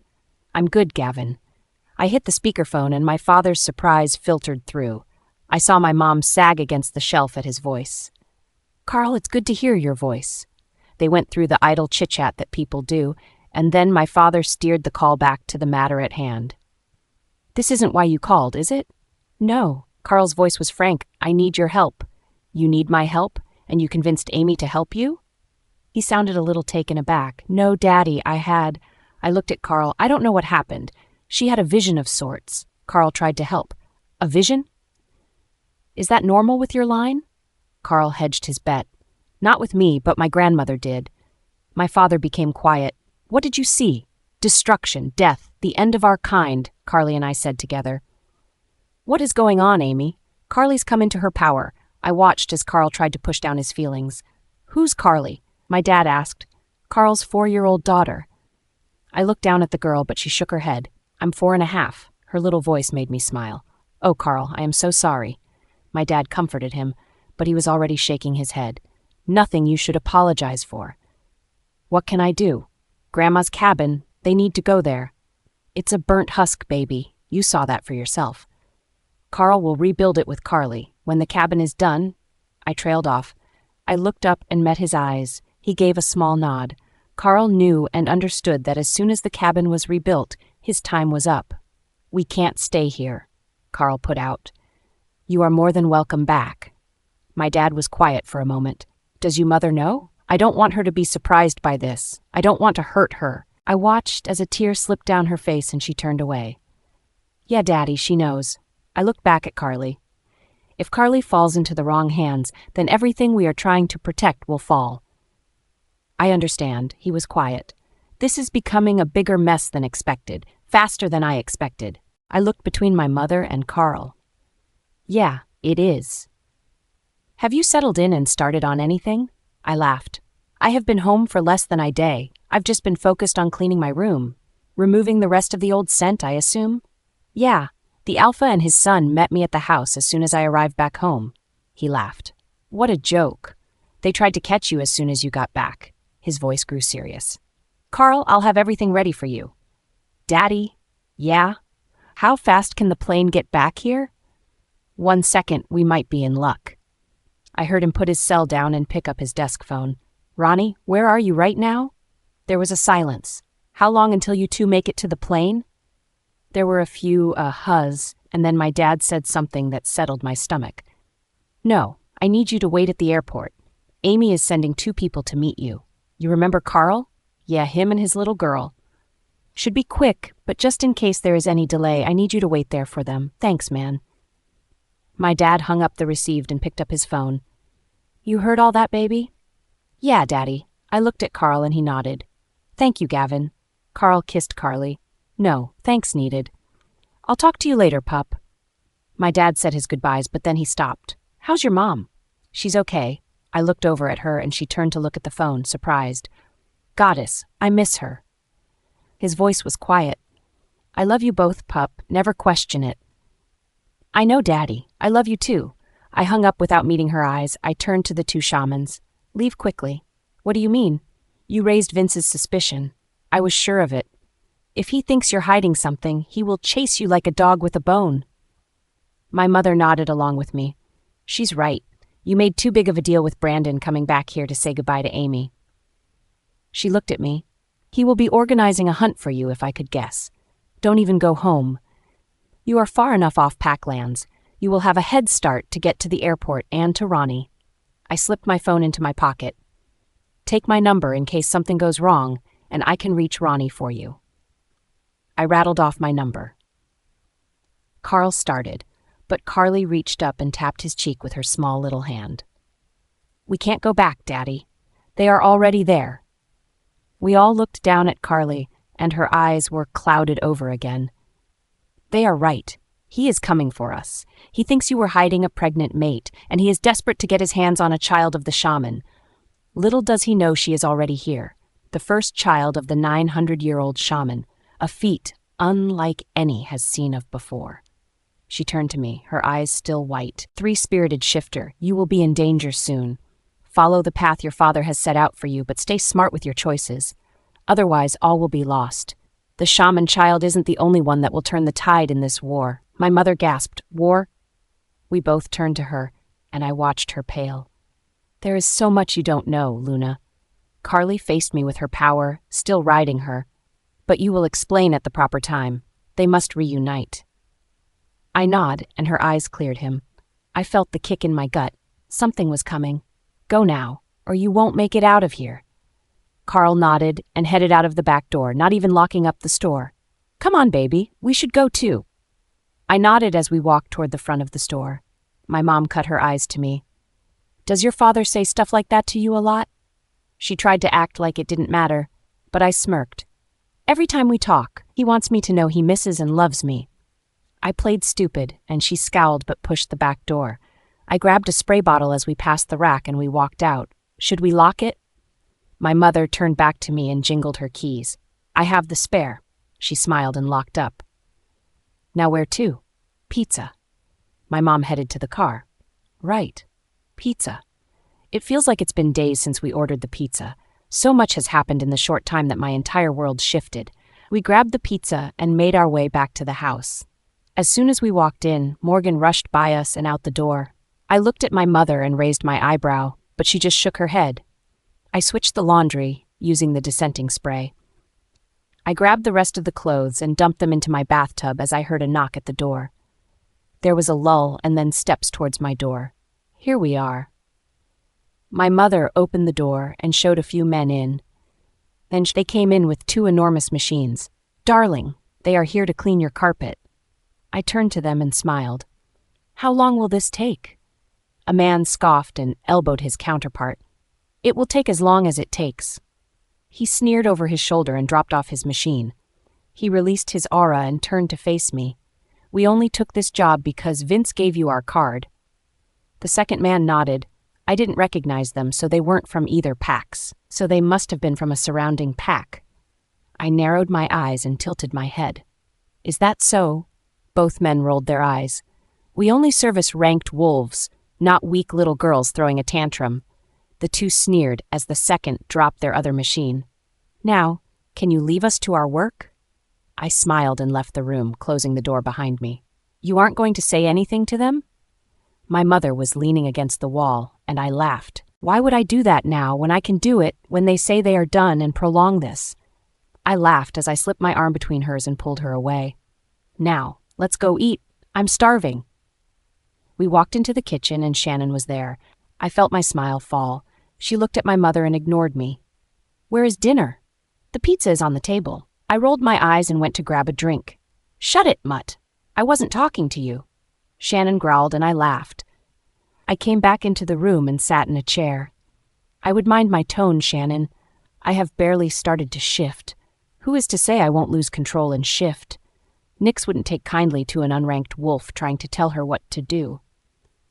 I smiled as I looked over at her and I let my fangs descend. I leaned closer to her and snapped my teeth. Shannon paled and looked away. I opened the box and grabbed the lukewarm pizza. I filled my plate and dug in when Shannon finally shook off my threat. "Where is dinner?" Shannon looked to the box and lifted her lip in disgust. "You seriously can't expect me to eat this trash, can you?" "Yes, Shannon, I can." My mom came back in with a plate. She sat down in a chair and pulled a few slices out of the box and started to eat. "If you don't want to eat this, you can go eat at the pack house." Shannon glared at her, but then smiled. "Fine, I'll go eat at the pack house." Obviously hoping to run into Brandon. Then she looked at me and glared before she ran up the stairs to get red. I ate the plate, and then I heard my door open, so I figured it was time for the show. I walked back up to my room to see the guys starting to pull the machines out of my room. All done? Yep. The men pulled their giant machines past me, and I went into the room. I couldn't smell anything, but you can't ever smell your own scent. I knelt and touched the carpet, and it was still dry. I wanted to laugh. I called for my mom. Mom, can you come up here and smell? I heard her run up the stairs and into the room, past the glaring men. Can you still smell? She turned around and glared at the two men. You said you were finished, yet the carpet is dry and the room still smells. We did a good enough job. The first man glared. It's not our job to take care of your daughter's tantrum about her sister's smell being in her room. The second, more mouthy, one shook his head. The princess should get over it. But Alpha Vince, my mom started to say, but she was cut off. He told us to give it a light cleaning, and we did. I had enough. I slammed my aura out and dropped the two men to the floor, their machines crashing next to them. I walked over to them and crouched. You are going to go into that room and do the job properly, or else I will gut you where you stand. I felt the man under my hands tremble, and I smiled. You are an alpha. Incorrect. I am the strongest alpha, around here anyway. And you insulted not only myself, but my alpha mother. I looked up at her while pressing his face into the floor. I know you always tell me to wrangle Nix, but right this second, I don't think they deserve the pass. My mother stared at the men and then lowered herself to look them in the face. You have two options. You can get up and do the job properly this time. For free. I growled as I pressed his face into the hallway carpet. I leaned down and let my fangs descend as I snapped them by his cheek. Or, my mom looked the second man in the eye. I allow my newly shifting daughter to take you outside for the insults. I growled as I leaned back in. Let me take out my aggression. I swear it will be quick, but definitely not painless. Make your choice. She looked at me. Quickly. I could feel my face shifting.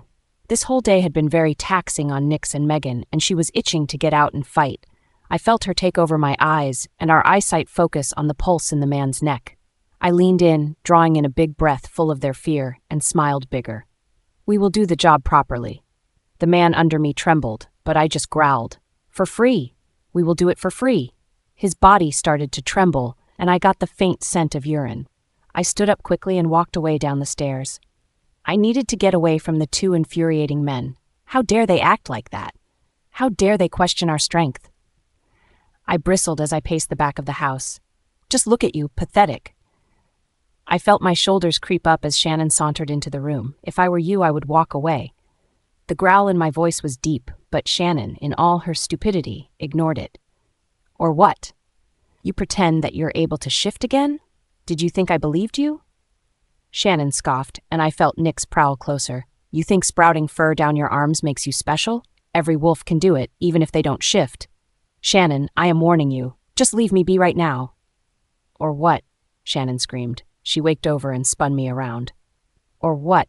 You're a pathetic alpha who can't even shift. Before I could blink, Nix forced us to shift. I was on top of a screaming Shannon faster than either of us could stop it. My fanged teeth were wrapped around her neck, and I growled loudly. Shannon's scream stopped mid-scream as I tightened my teeth. My mother came rushing into the room. Amy, Nix, you have to stop. I let out a blood-curdling growl that had even my mother stopping herself from reaching us. Amy. Her voice softened and she dropped to her knees, shuffling closer. Get her off of me, Shannon whispered as her tears trailed into my mouth. But even with my teeth wrapped around her throat, she was still making demands. My teeth cut into her skin, and I tasted blood. Shannon froze. With my mouth full, I couldn't speak, so my mind linked both of them on an open channel. You dare try to tell me what to do yet again, but you are nothing. You think so highly of yourself, yet you're no one. A beta's daughter is not even powerful enough to retain her rank, yet you walk around this pack like you are queen. Shannon, what did you do? My mother's accusation hung in the air. Nothing. I felt Nix's restraint fading. Shannon. My mother cautioned, but it was too late. Nix released her before we snapped her head from her shoulders. Shift. Our voice was low, and Nix settled on our haunches. What? Shannon scrambled to her feet and backed away with blood trailing down her neck. My mother stood and backed away. I said, "Shift." Our voice came out stronger, deadlier. "You are so full of yourself and think so highly of yourself that I feel like we shall handle this right now. Shift." Shannon paled and shook her head. "No." I said, "Shift." We screamed together and Shannon dropped to her knees. She had no way to fight against my command, and this time I used my full power to demand her to shift. She writhed on the ground and her eyes grew wide as fur danced down her skin. I watched as her shift took over until she laid panting at my feet. "Nix." My mother rushed forward and got between us. "You can't do this." She pleaded with me, but I shook my head. "Why not?" She growled and looked at our mother. She pushed me back so that she was in front and I was watching next to Megan. "She has been very unsettled since coming back." Megan turned to me. "I can't blame her. She has finally shifted, so her alpha aura and your hormones have put her in a knife's edge. And then there is me. She has been dealing with my mourning my mate and trying to claim him." "Megan?" I looked at her, really looked. Her fur was a little patchy and she looked exhausted. "She did what she had to. She held me back from claiming Brandon and I don't regret it. It's just hard. Shannon pushed her too far and now she will get her retribution." Megan turned and limped back into my soul forest where she could rest. She would not fight Nyx for this. She made it very clear that she was siding with her. I turned back to the matter at hand and watched as my mother begged for Shannon. I asked why not? Why can't I put her in her place? Nyx's anger surprised me. Normally we shared the same mind, and she was the voice of reason. Unranked wolves were weak. They don't need to be pushed down any more than they already are.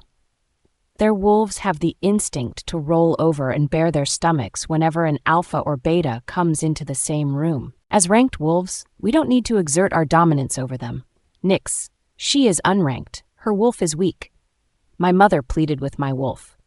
Is she? I don't know. Her human is rather prideful.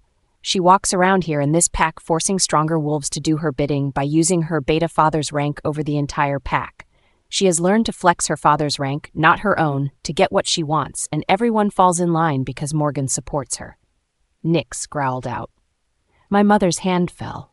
What do you mean? Nyx's head snapped up. Do not play dumb here, mother. Her voice was a little vicious, and that's when I pushed forward. I had nearly pushed Nyx back when the door exploded open. Morgan, Vince, and Brandon rushed in, skidding to a stop seeing how big my wolf was. What the fuck is going on? Vince's power slammed out, trying to take control of the situation. Nyx's eye glowed and she let out a blood-curdling growl. Do you want to measure aura for aura alpha? I think I'll win. Nyx slowly turned to face the men at the door and I watched as Brandon shivered. His eyes blew out with heat and I wanted to gag. I heard a low, mournful howl from deep in my soul and knew I had to take hold of this situation or everything would be ruined. Nyx, I need you here for Megan. I'm not strong enough to fight her back. She ignored me, but I felt a flicker of worry. I heard another howl, and this one was a little closer, like Megan was making her way back. Get off my daughter. Morgan started forward, but Nyx let out a vicious growl. Who are you to tell me what to do? She looked back to the alpha. Your beta steps out of line to protect his pup. This one... Nyx pressed her paw into Shannon's face. Struts around this pack making demands higher than her station. She thinks your son and her father will protect her from ranking battles. Vince turned and looked at the two men. Is she telling the truth? Nyx chuffs. Morgan has hospitalized 4 she-wolves, including the beta female Sydney. Brandon has scared the entire school to listen to her pathetic demands. I pushed forward. Nyx, I will make your point. I looked back to the forest as Megan breached the trees. She was limping but increasing her speed. I will say whatever you need me to say, but you need to handle Megan. I screamed out and pushed forward again. This time she let me slip past her and take control. You are lying. Vince's anger was directed at me, and I chuffed out another laugh. I'm not, ask them. I flexed my claws, pushing them into Shannon's face, but not breaking the skin. I looked up at Morgan. Tell the truth, or I will blind your mud of a daughter. She's telling the truth. His words were whispers. A little louder, Beta, no one can hear you, I yelled. She's telling the truth. I put Sydney in the hospital last year because of Shannon. He cut his eyes to Vince. She is just a pup. My pup. She is weak, Vince screamed. Dad, Brandon started, but Vince turned full circle to stare at the two of them. You both abused your rank to protect an unranked wolf when she was overstepping. We have ranks for a reason. There is a pecking order for a reason. Ranked wolves are to protect the unranked wolves. Unranked wolves are supposed to fall in line. They are the backbone of the pack, but they need to know their place. Vince screamed. You had a weak child, Morgan. You mated an unranked wolf and had an unranked wolf. That is the chance you take when you mate outside of your rank. Vince turned back. But you do not allow your unranked daughter to push around the ranked wolves. You throw the entire order of the pack out the window when you do that. She is my pup. Morgan tried again. I growled, tired of his shitty excuse. And what? I tossed out. She is your daughter, but no one was trying to fight her. No one was abusing her, which, by the way, runs rampant in this cesspool of a pack. Vince's eyes tightened at my words, but he kept quiet. He thought it was still my wolf in charge, and he knew what I was saying was true. She was kept apart from all of that, out of respect for your rank. It was only when she threw her status of the beta's child or the alpha parent's girlfriend around to push wolves to do her bidding. Her homework, stealing their money, their clothes, abusing other unranked wolves for pleasure, that others stood up to her. Even they found what she was doing disgusting. But she ran back to the two of you, and like pawns, you came running to fight or abuse your own rank to make the others fall in line. Nix. It isn't like that. Brandon tried to come forward and I growled again. I did it, Father. Brandon turned to his dad and nodded. Shannon screamed beneath my feet. Brandon, why? Because she is right. We turned our pack into a circus placating to you. He tossed out and dropped to his knees in front of Vince. I knew it at the time that it was wrong, but Shannon had convinced me that the girlfriend of the alpha parent shouldn't be seen as weak. Brandon, Shannon cried weakly, but I flexed my claws again. I would stay silent if I were you. I dropped close to her. I am close to killing you, to cull the rot from this pack. But even with my words, I knew it wouldn't help. There was something fundamentally wrong with this pack. I looked up at Vince and felt a kick in my stomach. Vince had something to do with it, and I think that is what my father wanted me to figure out. Why would you do this? Vince's voice was low and his eyes flickered to me. After everything I told you, raising you, why? Because I had needs, and she was the easiest to get it from. Brandon cut his eyes back to me, and I saw the longing, but I felt the bile raise in my throat. Shannon's screech let me know she heard it, and I felt a little bad about it. I mean, who wants to hear that the man they love was only with them because they were easiest to f***? I could see the fire in Morgan's eyes as the truth came out.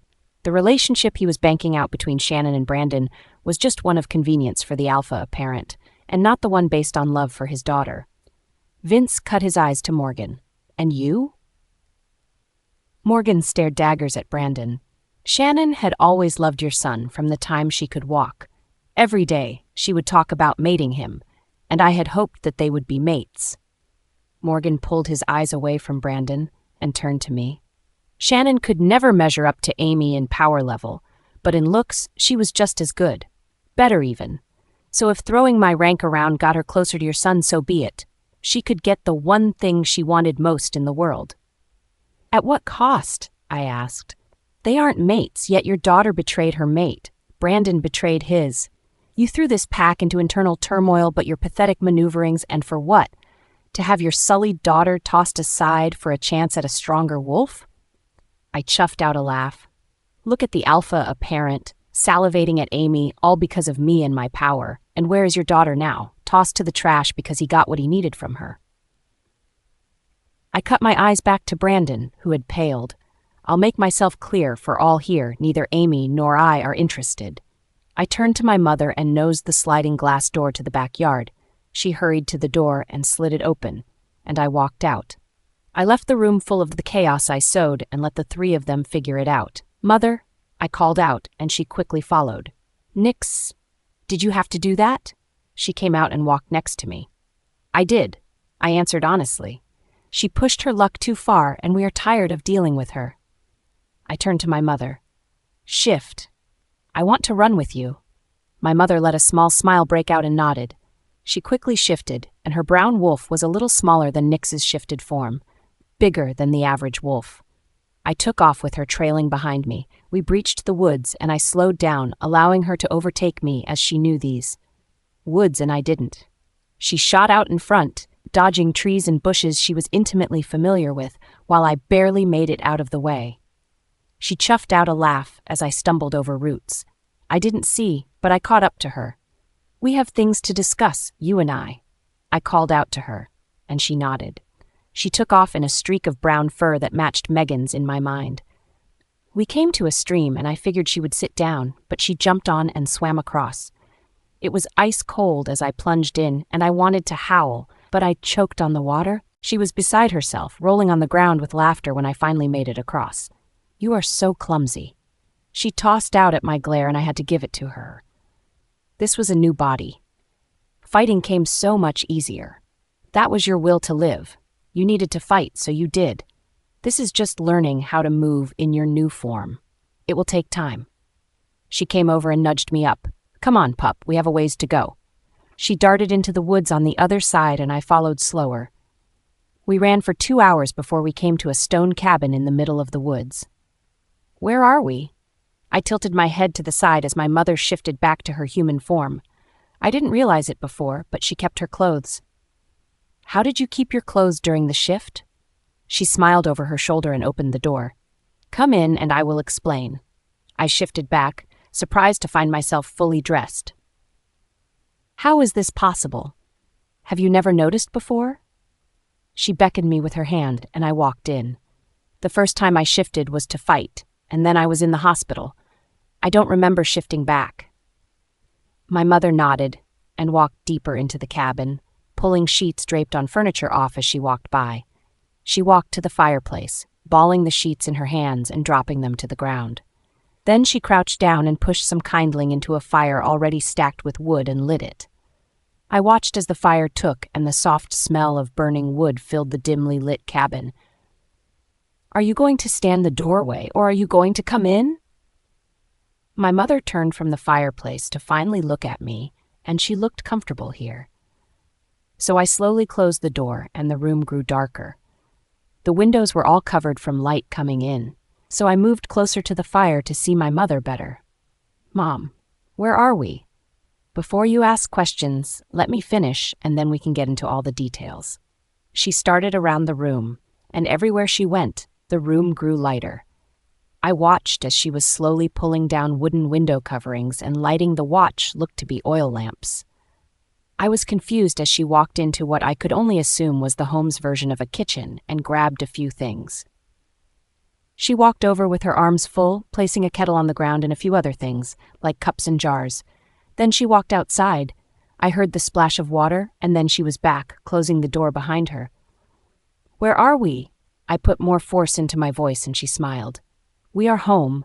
Or I should say, I'm home." She spun in a slow circle, with a smile on her face. Then she came back to the fire. She sank down and put the kettle on a hook that was hidden from view over the fire. "This was my home before I met your father. My mother raised me here, away from my father's pack, until I came of age." "Why?" She looked up at me. "We were the last lichens." I dropped down next to her with a thump. "What?" My mother smiled. "I should say my mother was the last pure lichen, other than the king's family. And I am 3/4 as my father was half lichen as well. A secret his line has kept almost as well as your father's magic." She looked over at me. "You are a little muddled. I don't know if you have enough lichen in you to have one." "Have a lichen?" "Yeah. So lichens have a bigger wolf and a wolfman form. But mixed lichens, well, they are blessed with 2 wolves. 2 wolves? Yeah. One that is their lichen and can have multiple shifts, and their normal wolf. They inherit both wolves." My mom shifted to her large brown wolf, and then into a smaller gray wolf, then back to herself. She panted as she settled back down on her knees. "It's also why we keep our clothing, a gift passed down the lichen line. But when the lichens were hunted, they spread the rumor that any wolf strong enough could keep their clothing. I'm lichen." "Well, partly, yes, but you wouldn't be considered a lichen unless you had both forms." She looked over at me. Do you have 2 wolves? I looked at her and allowed Nix to come forward. The shift was becoming quicker. Once Nix was fully formed, I turned to Megan. Are you ready? Truly? I laughed and pushed her forward. It's just for a moment, but I made you a promise and I intend to keep it. Our next shift was slower. Black fur rippled to gray, and I felt my bones shift and shrink. After a few minutes, we sat on our haunches, trembling. And who are you? My mother's eyes glittered in the firelight. Megan. Megan finally stood, and I could figure that we stood no taller than any other wolf, maybe even smaller. My name is Megan. A beautiful name for a beautiful wolf. My mom ran her fingers through her fur. You are her wolf form, I'm guessing? Megan gave her version of a nod. Imagama. Still a good rank for a Luna. My mother smiled and booped Megan's nose. Don't think for a second you are any less than because you are weaker than her lichen. My wolf is unranked, and even so, I love her more than anything, and I know Amy loves you as well. I know she does. Megan preened under her words. As soon as she found me, she has always listened. Found you? What do you mean? It was my time to explain some things, and I pushed forward. I shifted and sat next to her, panting. You were right. Shifting so many times this closer together is hard. I looked around the cabin. Is it safe to talk here? She nodded. My father made sure this was a safe place for my mother to raise me. We had a lot to discuss, you could say. I took a deep breath. Mom, I guess it's my time, to be honest. The whistle of the kettle scared me, but she took it off the fire and poured water into the cups. She randomly had tea bags, and I lifted my brow. I stock this place every few months. I spend a lot of my time here if I can. I nodded in understanding. But what do you need to tell me? You know Daddy's grandmother was a witch, a human with powers, right? Yeah, your father told me about her. She sounded amazing. My mother handed me a cup of tea and motioned me to continue. Well, what Daddy didn't tell you is that if the goddess blesses us, then as wolves we can have our powers too. Your father had powers? Yes. What can your powers do? She looked at me and took a sip of her tea. A lot. Anything, really. I looked into the fire. It can help me change my scent. It can make someone infatuated with another. Can it fake mating betrayal pain? Her words were soft. I refused to meet her eyes when I answered. Yes. My answer was soft as I heard her intake of breath. Why would he do it? I turned to see her hands trembling. Because there is something else our line does for us. I grabbed her cup and put it on the ground. What? Remember on my birthday? How I woke up and was acting different, weird even. Yes. I lived another life. One where I lived until I was 24. I was mated to Brandon, and I was pregnant with my son. Shannon convinced him I cheated, and he killed me and my pup. I woke up 6 years in the past, goddess bent on changing my fate, and then I saw you alive again and I broke down. Alive again? I nodded. In my last life, Brandon had you killed? Dad was killed. Everyone was gone. My mother took it better than I thought she would. So you are saying that you lived a first life? We all do. I looked down at my hands where I was twisting my fingers. Our gifts, they give us a do-over, you can say. Like the goddess wanted us to see what could be, and she gives us a second chance to change it all. And it's always bad, I nodded. As far as I know. My mother trembled. You saw what happened to your pup, and now you're changing who your mate is. She looked at me with a tiny spark of hope in her eyes. Did you pick where you went back to, the time? I shook my head no. The goddess selects, I think. 1 minute I was dying with Brandon screaming over me, and then next I was in bed 6 years younger. I didn't choose to come back here, but I know I am determined to change the outcome. I refuse to watch my pup die again. My mother's breath caught, and I saw the wheels turning in her head. Amy? Yeah, Mom? I knew what she was going to ask before she did. Did your father see something so bad that he cheated on me? Her lips trembled, and I knew the answer would shatter her. No, Mom, he didn't. I saw her sag. I couldn't tell if it was relief or disappointment, maybe both. What he saw had him using his gift to convince you he cheated so you would break your bond. I wanted to look away. I wanted to lie to her. I could have stopped, but she deserved the truth. He lived a life where you had more pups, and when there was an attack on the pack, we were all killed. Then he was killed.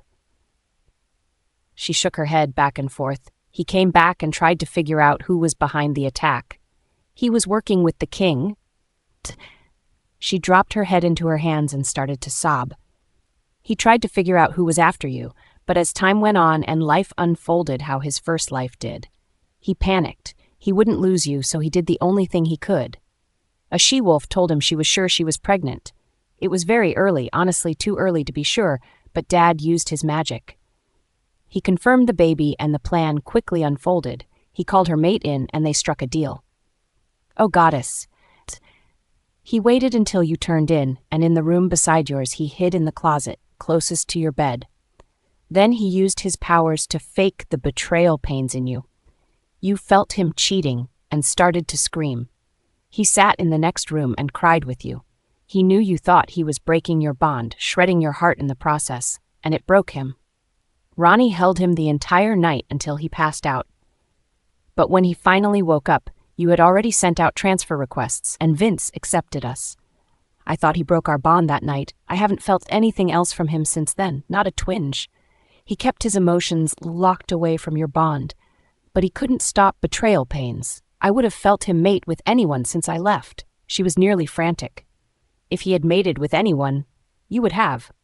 I whispered to her and she yanked her hands back. You are lying. Tell me you're lying. She stood, anger coming off of her in waves. Amy, tell me you're lying. I can't. My word caught, and I watched her waver on her feet. She closed her eyes and tears trailed her cheeks. Then she threw her head back and she started to scream. She screamed so loud it rattled the windows. She crumpled to the floor, falling to her hands and knees, and then the sobs came. Whole, racking sobs that shook her entire body. I betrayed him. The words tumbled from her lips, and I could feel the desolation with them. What? He shouldered all that responsibility. He gave us up, his family, to save us, and I betrayed him. She looked up at me, and when her eyes met mine, it was the eyes of her wolf I saw there. We betrayed our mate. Her voice shifted, and then she pushed up from the floor and howled. The sound of their heartbreak was all-encompassing. She howled again and again until her voice was raw. I didn't know how to stop her. Mom? But she was lost in her pain. She howled long and low. I couldn't stop her. So I did the only thing I could think of. I mind-linked my dad. Dad. Pup? What's wrong? She won't stop. I don't know what to do. She who? Won't stop what? Pup, I need more information to go on. His voice didn't sound panicked, but I knew mine did. I didn't know how to explain it. Bring Nix forward.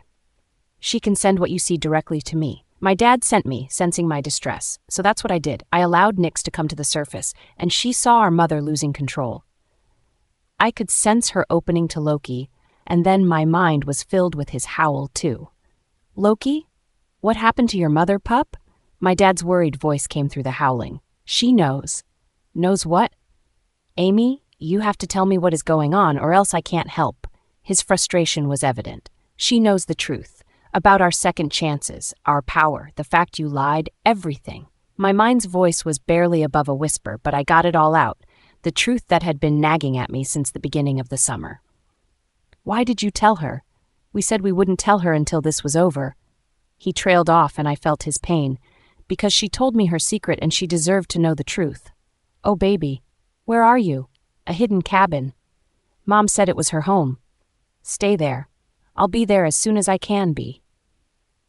I focused on my mother, and her howls were still going, but she lost her voice. I watched as she threw her head back and the whistle of her broken voice breached her lips, as did a droplet of blood. Mom, don't worry. Dad's coming. Her head snapped to mine. No, Amy, please. Tell him not to come. I can't face him. Not now. Not ever. Mom, I pleaded with her. Don't say that. He loves you. Has never stopped loving you. Your side of the closet and your office have sat untouched, except by me since you left. She grabbed my hand and she squeezed. Mom, he knows the truth. A sob broke from her lips and she shook her head. Amy, I can't face him, not yet. She dropped her head and her body shook with her silent tears. Then when? What? She snapped her head up to look at me. When? I stared at her, and even though I knew she was hurting, I was becoming frustrated. My parents ruined their lives for nothing, and now she was coming up with excuses not to fix it. I know you're hurting, but so is he. I know you are ashamed, but so is he.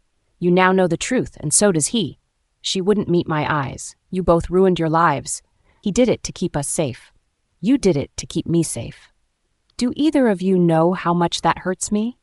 And I know it's selfish of me to throw that in your face, but I know you are coming up with a million reasons to not meet with him and another million to continue to hurt yourself instead of facing him. She looked into the fire and swiped at the tears on her face. You wouldn't understand. No, Mom, you don't understand. Dad loves you, so much so that he broke your heart to make sure you lived. He would rather you in another's arms than dead. You love Dad so much so that even seeing him would break the very fragile foundation you have built yourself. The times shared with Morgan were the better choice than being made into a slave because of Vince. And Dad is glad you did it. The thing that hurt him the most was learning you were drinking. She looked at me with hopeful eyes, but then she shook her head. We can't wait for him here. So when? I need a time so that Dad just doesn't start a war, which he will. She looked down at her hands. Baby, do you think he would forgive me? Without even a second thought. My dad walked through the front door and we both whirled and screamed.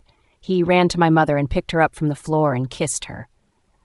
I watched as the two of them reunited for the first time since I was a baby, and it was like they had never left each other. Ainsley, I am so sorry. My father pulled away and cupped her face. Why did you lie? You should have told me the truth. I would have worked with you, helped you. She wrapped her hands around his. I couldn't lose you. His voice was rough. He trailed his hands over her hair. I'm so sorry I put you through this. It's all my fault. My mom sobbed into his chest. Don't say that, Gav. I am so sorry. I betrayed you. He forced her face to meet his. Look at me, Ain. Never say that. This isn't on you. Everything for the last 17 years, everything that happened was because of me and my decisions. And I realized that a long time ago. I never blamed you, not once. Gav, how can you say that? She closed her eyes. I can't imagine. My dad looked at her and gave her a soft smile. Can't imagine what? Why would you forgive me after everything? I treated you so badly. I had to do. My dad covered her mouth with his hand. You did what you had to do to keep our pup safe, just like I did what I had to do to keep you safe. Gavin, you can't mean that. My heart broke at her words. How could she not see just how much he loved her? He leaned in and kissed her lips softly. I love you, Ainsley. I never stopped loving you. I didn't blame you for anything before, and then when Amy told me the truth, I felt like I was dying. I never ever blamed you. He wrapped his arms around her. I am so sorry, baby. She wrapped her arms around his back and clutched at him like she was afraid this was all a dream. How did you get here so quickly? He looked down at me where I was on the floor. When you called about Carl, I had the urge to come here. Once Carl got there, he had a vision that I was needed here. So I took the plane back and got a room at the closest hotel. The pack?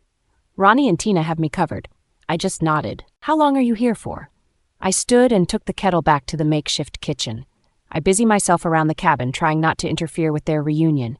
Dad? What? Huh? My dad looked away from my mother's face and back at me. How long are you here for? Just today. Carl said I had to leave you both after this meeting, or else bad things would happen. No. My mom clutched at him harder. You can't leave me again. I just got you back. I won't. I would never leave you. He hugged her close. But I can't stay. It would cause a war, and you need to get a divorce. My mother hung her head in shame, but my father just pulled her head up and kissed her. You never have to be ashamed about anything between us.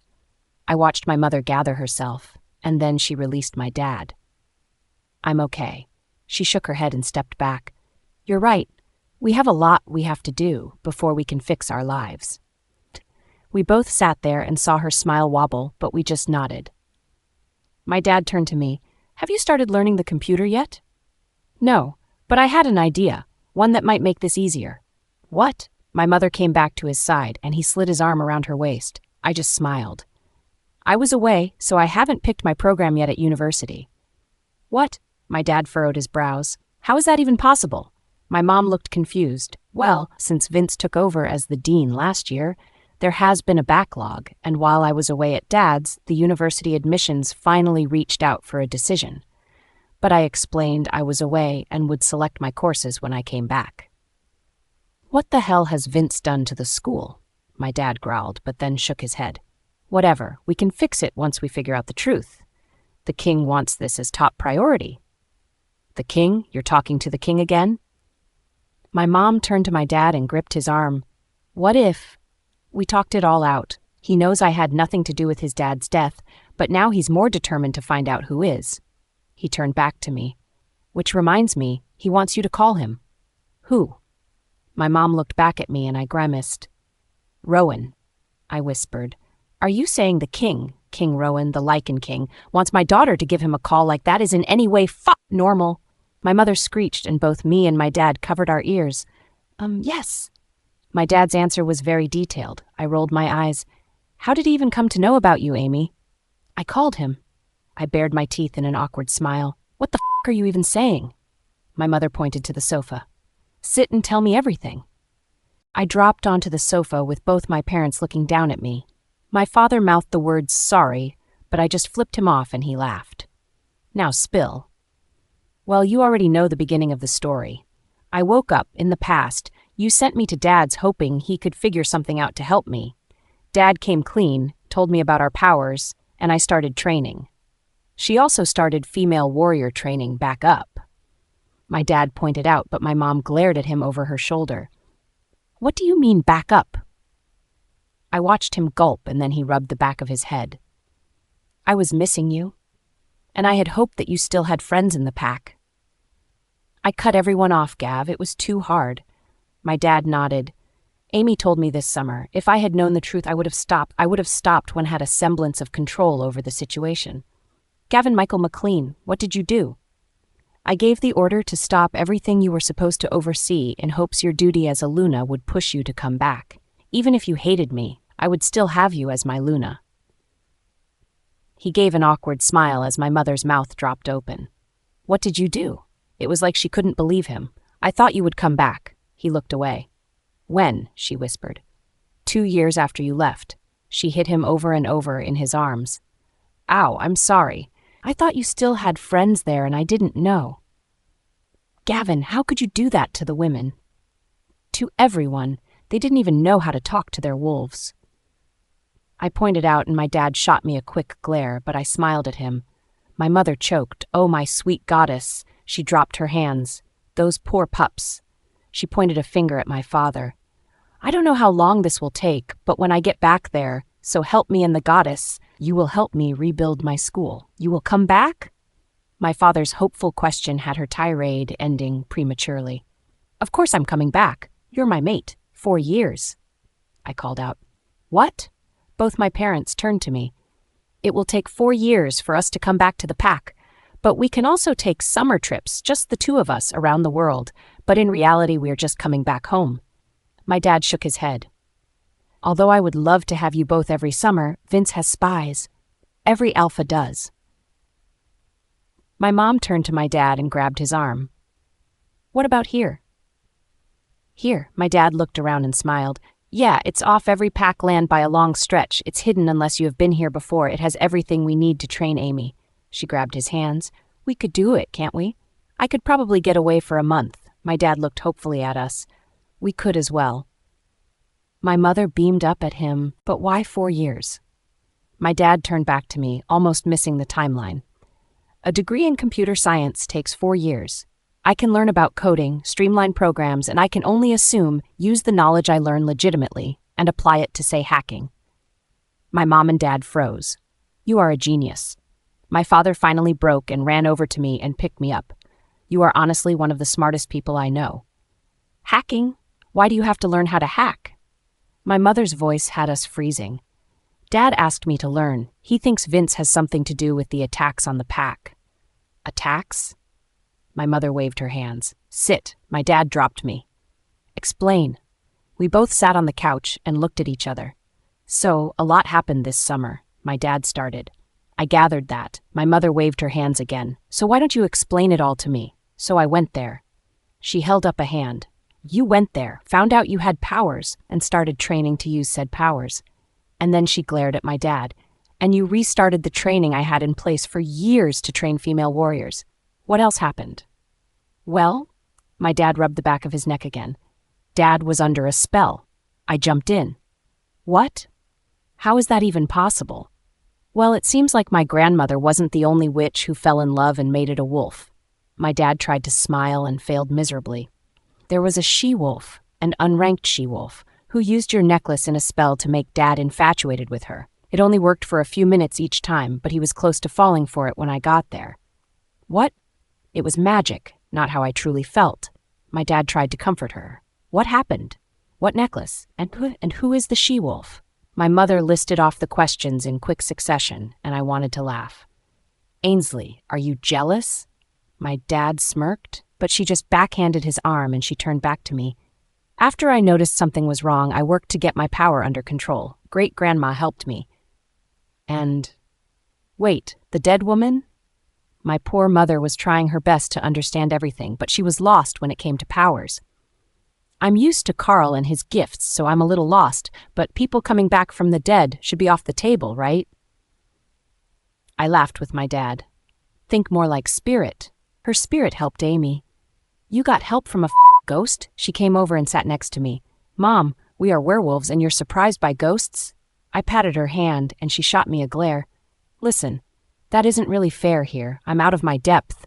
She almost pouted, but my dad hugged her to his side. We know. Anyway, Grandma helped me understand my power more, and once I could connect with it, well, then the goddess blessed me. My mother choked. The goddess. The goddess. You met the moon goddess? Yeah, another side to our gifts. We have to be blessed by the goddess. I smiled as she slowly shook her head. I don't recognize you anymore, baby, she whispered, and I chuckled. I'm still me. Anyway, once I had my power under control, Grandma guided me to her book of shadows, and I found spells that could have been used to make Dad act the way he was, but I had to be sure. If I was wrong, I could royally everything up. But after some digging, Aurora, the she-wolf who tried to steal Dad, I realized she had to be the one doing the spell. So I called the king. I thought it was the council, to ask permission. Permission for what? I really had hoped she wasn't going to ask that question. I wasn't ashamed I did it, just that I didn't want my mom to see me as a monster. To torture her. I squeezed out while looking at the floor. Amy, my mother gasped. I had to, so I could be certain. I'm just happy you asked for permission is all, baby. My mom gathered herself and clutched at my hand. If it was me, I would have just done it and begged forgiveness later. Now it was my time to gasp. Mom? What? You think I am just going to allow some she-wolf to steal my mate? Absolutely the fuck not. My mother was riled up again, I could see. I laughed and dove back into the story. Anyway, while torturing her, I figured it out. The spell she had on him. She made a mistake choosing your necklace. The one with your birthstone and your wolf. I pulled mine out of my shirt. I recognized it immediately. She reached over and trailed her finger over my necklace. All this time and you had it? My dad nodded. I took it to get it engraved, but then everything happened. I kept it in your office. I had everything of yours moved there except your clothes. Why? Seeing your stuff hurt me, a lot, but I could never part with it, so I left everything in your office so I could sit in there and remember you. What did you do with my clothes? My mother met his eyes and I saw the blush form on his cheeks. I left them in our closet. On terrible days, I would sit in there, breathing in your scent. It calmed Loki and eased the ache a little. I felt my eyes water as my dad admitted something even I didn't know he did. Gavin, I love you, Ainsley, and nothing would ever change that. Not one thing. This right here was the love I wanted in my life, the all-consuming, absolute devotion of my parents. Even being apart for so long, and my father is still so head over heels in love with my mother, he just gets here, totally understands exactly what she did and why she did it, and he doesn't blame her, he blames himself. But they both should blame the cruddy circumstances they had to live. I wanted them to forgive themselves and grow into the couple they should have always been. Goddess, I love you, Gav. I'm sorry for everything. I am too, love. I am too. They kissed again, but then a howl cut through the air, a familiar howl. I felt my face drop and my mother hide her face. My dad looked at me and just asked for one word. Morgan? I could only nod. Our time has run out, love, but I am so thankful I came here. My dad kissed her one more time before he got up. I have to run. He took a step towards the door and my mother jumped up and wrapped herself around him. "Don't be mad." Her words were soft, almost childlike in her fear. "I'm not baby. We have 4 years to wait. I've already waited 17, and this will be easier because now I know you are coming back." He kissed her again, and she walked him to the door. She pulled out dissenting spray and sprayed him down. 1 second, my father's scent was surrounding us, and the next it was gone, leaving a missing hole in my senses. "Can you do me one favor, though?" "Anything." My mom stared at his face with a longing so strong it made my heart hurt. "Unblock me so we can mind link. It has been ages since Loki talked to Sigyn, and he misses his mate, as I miss mine." "Already done." My mother smiled up at him. "That's why they have been quiet. They have been spending time with each other." My dad smiled and leaned down once more to kiss her one. "He's always smarter than me." "That he is." She hugged him once more, then he was gone. A long howl sounded again, and she slammed the door and walked back to me. Tears were welling in her eyes, and she looked at me. "I don't want to go back." "I know." I grabbed her hand and smiled. "I couldn't say this in front of your father, not after I got him back, but Morgan has been pushing to have a pup of our own." She looked at me. "What am I supposed to do?" "Don't do it." My answer was fast. "Obviously not." My mother was quick with her answer, but she looked at me, really looked at me. "Why did you answer so quickly?" "In my first life, you were pregnant with Morgan's pup, but it was like the pup sucked the life out of you. Every day you were pregnant, you died a little more on the inside. Your wolf withered, and you did too. By the time it came for the baby to be born, you were so weak, you died.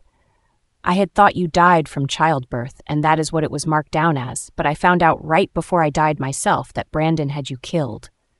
Well, Brandon and Shannon, they had the doctor use silver on you, and in your weakened start, you and the pup died on the table." My mother trembled as I told her the full truth. "That bastard." I just nodded. "He killed my entire family. He killed Dad, too. This time around, I won't be letting him anywhere near us. You have dealt with so much already in your life, and you are barely 18. My mom stroked my hair. "This isn't how I pictured your life." I leaned into her arm, and she wrapped me in a tight hug. "I doubt my life would ever be what you and Dad dreamed it would be. You made an alpha, and a strong one at that. My life was always going to be harder than most. Plus, as a Lycan, it was doomed from the start." I gave a small laugh. "Don't say that. You were supposed to have an amazing life, and you still can." "Mom, my mate is a bastard. He will never be deserving of me." "You, wolf mate, will never be deserving of you. My wolf's mate wasn't either." She chuckled as she shook herself. "He was and still is a disgusting rat bastard that I never allowed myself to get too close to until I was fully mated to you, father." "Dad was your Lycan mate?" She nodded. "He was strong enough to catch Sigyn's fancy, but in truth, they were destined to be together. My wolf, Mina's mate, is, well, pathetic." "Who was Mina's mate?" I looked up at her and she shook her head in disgust. "Vince." She looked down at me, disgusted. "I caught his scent the morning of my 18th. I followed his scent back to his pack, and I watched as he rutted another female. I was disgusted. As I taught you, my mother hammered home the meaning of mates and how we should save ourselves for them. So when I saw him rutting with another, it broke Mina's heart." "Understandable." I held her close. "But even then, I could have tried to make it work." "Then what happened?" I pulled back. Mid-rut, the scent hit him. The she-wolf was pregnant with his pup, and he lost control. He ripped her apart. The poor girl was no more than 17, and he ripped her to shreds. I watched as he killed a girl that he confessed his love to, and I couldn't do anything because I was a rouge wolf on his land. I stared at her for what felt like minutes, but it was probably only seconds. "Mom." She shook her head, and a new tear fell. "I knew then I could never mate Vince, so I left, and I spoke with my father, as you spoke with me, and he said he would never make me mate with a wolf that held females so low. Low enough to use them while they were at their weakest, and then kill them when he was finished with them.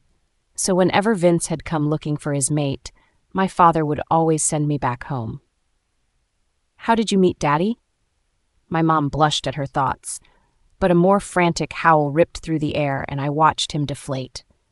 "We should go." She put out the fire and quickly put everything away. Morgan will go berserk if we don't show up soon. She lifted her lip in disgust. Can you handle the next 4 years? Yeah, baby, I have to. She waved me to the front door and sprayed us both down with dissenting spray. Won't he notice? She shook her head. We will wash it off in the stream. It only protects our cabin. I nodded as we walked out of the cabin and froze when we heard a howl close. Too close. We have to hurry. We will have to cut down away from the pack and then wrap back around. I refused to allow him here. I just nodded and we both shifted. She ran off behind the cabin and I followed. Morgan's howls came more often until we were almost too far to hear it. Then my mother stopped and howled back. A quick response, just a quick, we are on our way. Even I could tell that my mother's wolf was annoyed with that howl and Morgan would know it too. He kept howling, but my mom never answered again. I could see her wolf bristle with each howl, and her annoyance was slowly burning away to her anger. How dare he? Mom, what's wrong? He knew this was our first run, and yet he is acting like this. His wolf bristled again as his longing howl cut through the air. I didn't bother him all night when he took Shannon for her first run, but today he is acting like this. If her wolf could spit, I think she would have. She was foaming at the mouth with anger. We crashed through the stream and our scents came back. When her scent hit me, I stumbled. I knew she was angry, but her scent hit me like a truck. We ran for almost double the time the first time around, and when we ran from the trees to the backyard, we found Morgan mid-howl. My mother's wolf bristled, and her hackles rose to their full height. Morgan the wolf trotted over and tried to rub down on my mother's side, scenting her, but she snapped at him and growled. His wolf danced away and looked hurt, but she turned to me and scented me with her smell. Morgan sulked away and shifted, then came back over to where we were. My mother was still trying to calm herself as she ran herself down my side. It was almost like I was her worry stone. Every pass she calmed down a little more. Every intake of our combined scent soothed her wolf in a way that only mothers understood. I watched Morgan with hostile eyes as he came over. Where were you two? His question was accusing, and once again my mother bristled. She looked at me and me here, and then we both shifted. And she turned on Morgan. How dare you? She was pissed. Amy, go to your room. I will talk to you later. Morgan tried to sound stern, but there was a quiver in his voice. Like hell you will. My mother grabbed my arm, and I almost yelped, not in pain, but in surprise. Amy is my daughter, not yours. And don't for a second think that an alpha wolf would take a command from a beta. My mom's word cut into Morgan. I could see the hurt behind his eyes. Amy listens to you because I ask her to, but tonight, you crossed the line. Morgan raised his hands in surrender. What exactly did I do? Do not play dumb, Morgan. It doesn't suit you. You know exactly what you did tonight. My mom walked up to him and pushed her finger into his chest. The first run with your child is the most important. It allows our wolves to bond, as they should their first time meeting one another. But you. She slammed her finger into his chest so hard that he flinched. I always forget that my mother is an alpha, because she always defers to her partner as a Luna should, in public anyway. I think Morgan forgot, too. You had to come out here and start howling, demanding we come back. Morgan backed up a little as he raised his hands up in surrender. I was worried about you. Bullshit. My mother spit back. You wanted to control our run, or come with us, but you are not Amy's father. You don't get that right. You are her stepfather, and after today, that is even up in the air. Hey. Morgan tried to push back, but my mother was having none of it. Hey, nothing. When Shannon shifted, what did you say to me? I can't remember, it was so long ago. He wouldn't meet her eyes, but I saw the anger there. Don't lie to me. It was less than 3 months ago. You were so proud. Don't you remember? You rubbed it in. That Shannon shifted earlier than Amy. Look at how fast and strong my daughter is. I wonder when Amy will get here. Yeah, that BS like we all don't know that stronger wolves take longer to shift. Amy surprised all of us by shifting as early as she did. My mom tossed out. Well, maybe she isn't as strong as you think she is. Shannon's voice came from the door. Even now, she was still healing from the beating she got. Or maybe I just have to prove it again how strong I am, I offered, and Morgan glared at me, and Shannon whimpered, then went back inside. Amy. Morgan started, but my mother raised her finger. Amy, nothing. She pointed at him. What did you say on the day of Shannon's first shift, Morgan? I can't remember. You said that Shannon and you deserved the full day to run and get acquainted with each other, that your wolf craved it, and that I should be a good, dutiful wife and not expect you home, nor expect to just you on the run because I wasn't her true mother, right? Well, I guess. He trailed off as my mom started laughing. You are a pathetic piece of shit. Ainsley? Morgan tried to grab her, but she let out a growl. Don't you dare touch me. Ever again. Morgan whined. You can't mean that. But I do. I asked you that day for the same courtesy, and you promised that you would give me this day. Yet you barely gave us an hour before you started howling at the top of your pathetic lungs. Morgan tried again, grabbing her, but she caught his hands. I said, don't touch me. Her eyes were full of fire, but I knew this served a new purpose. She was serving ties with Morgan right this second, so that he knew going forward they were going back to the original agreement. You broke your promise. I didn't mean it. He tried, but she shook her head. It's too late. We had an agreement at the very beginning of this arrangement, didn't we? That we would respect each other's wishes and uphold any promise we made to each other. You can't mean.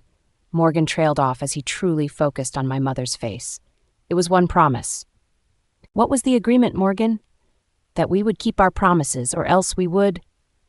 His words trailed off as his head shook. This relationship is over. My mother's words cut him. I watched as he froze. You can't mean that. I do. We can stay married, but everything will go back to the beginning.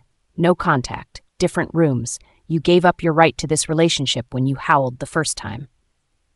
My mother growled one more time before she pushed past him and into the house, leaving me and Morgan in the backyard. I just witnessed a death of sorts. I knew Morgan loved my mother in his own way, but when she said it was over, I watched a little sliver of his soul die. He crumpled in a way only a man can when he faced losing the one he loved. He looked up at me, and his eyes shifted from lost to angry instantly. I raised my eyebrow and tilted my head.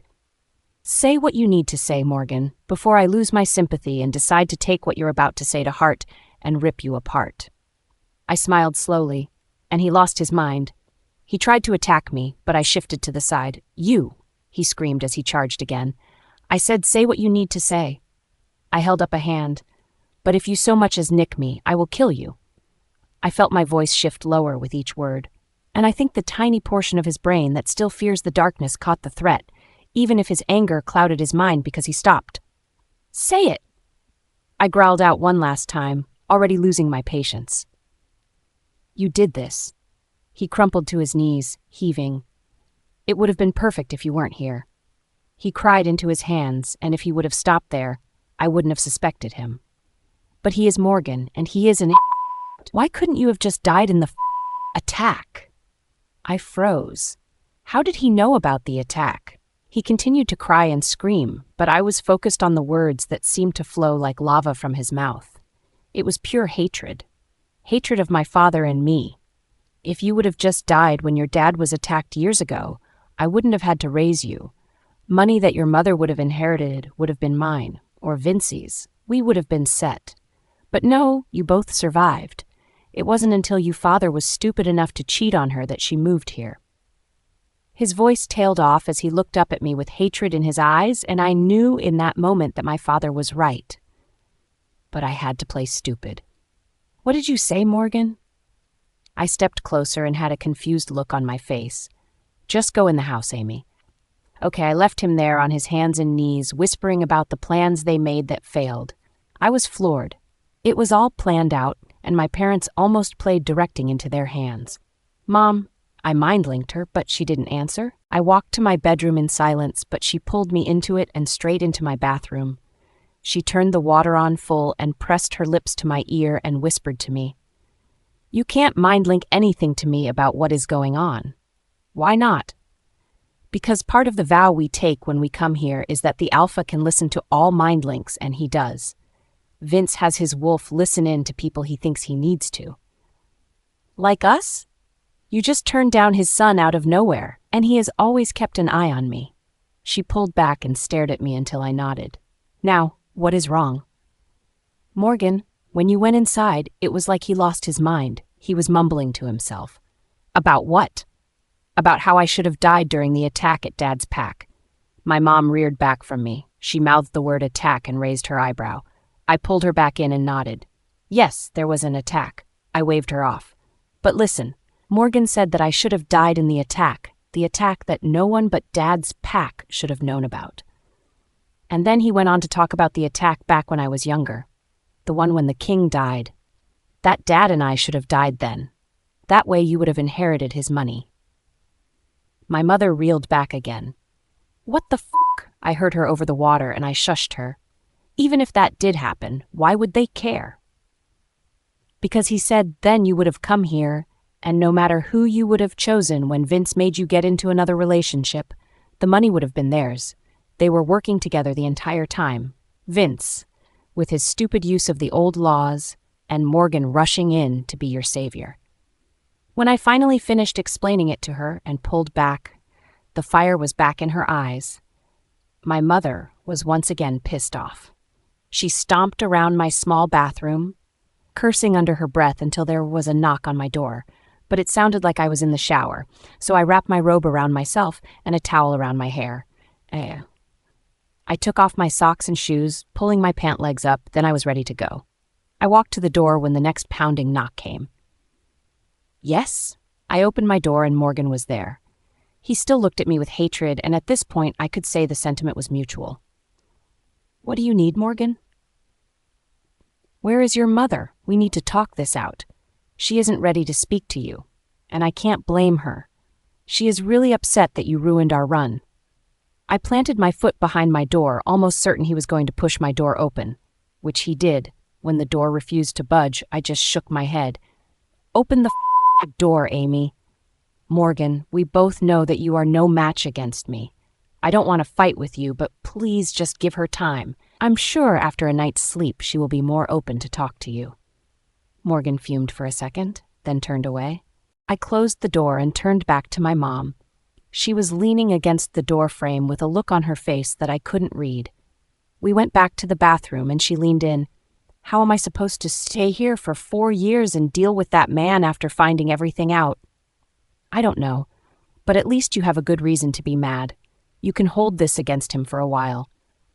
She nodded and then shut the water off. I have to go downstairs and clean up. I grabbed her arm.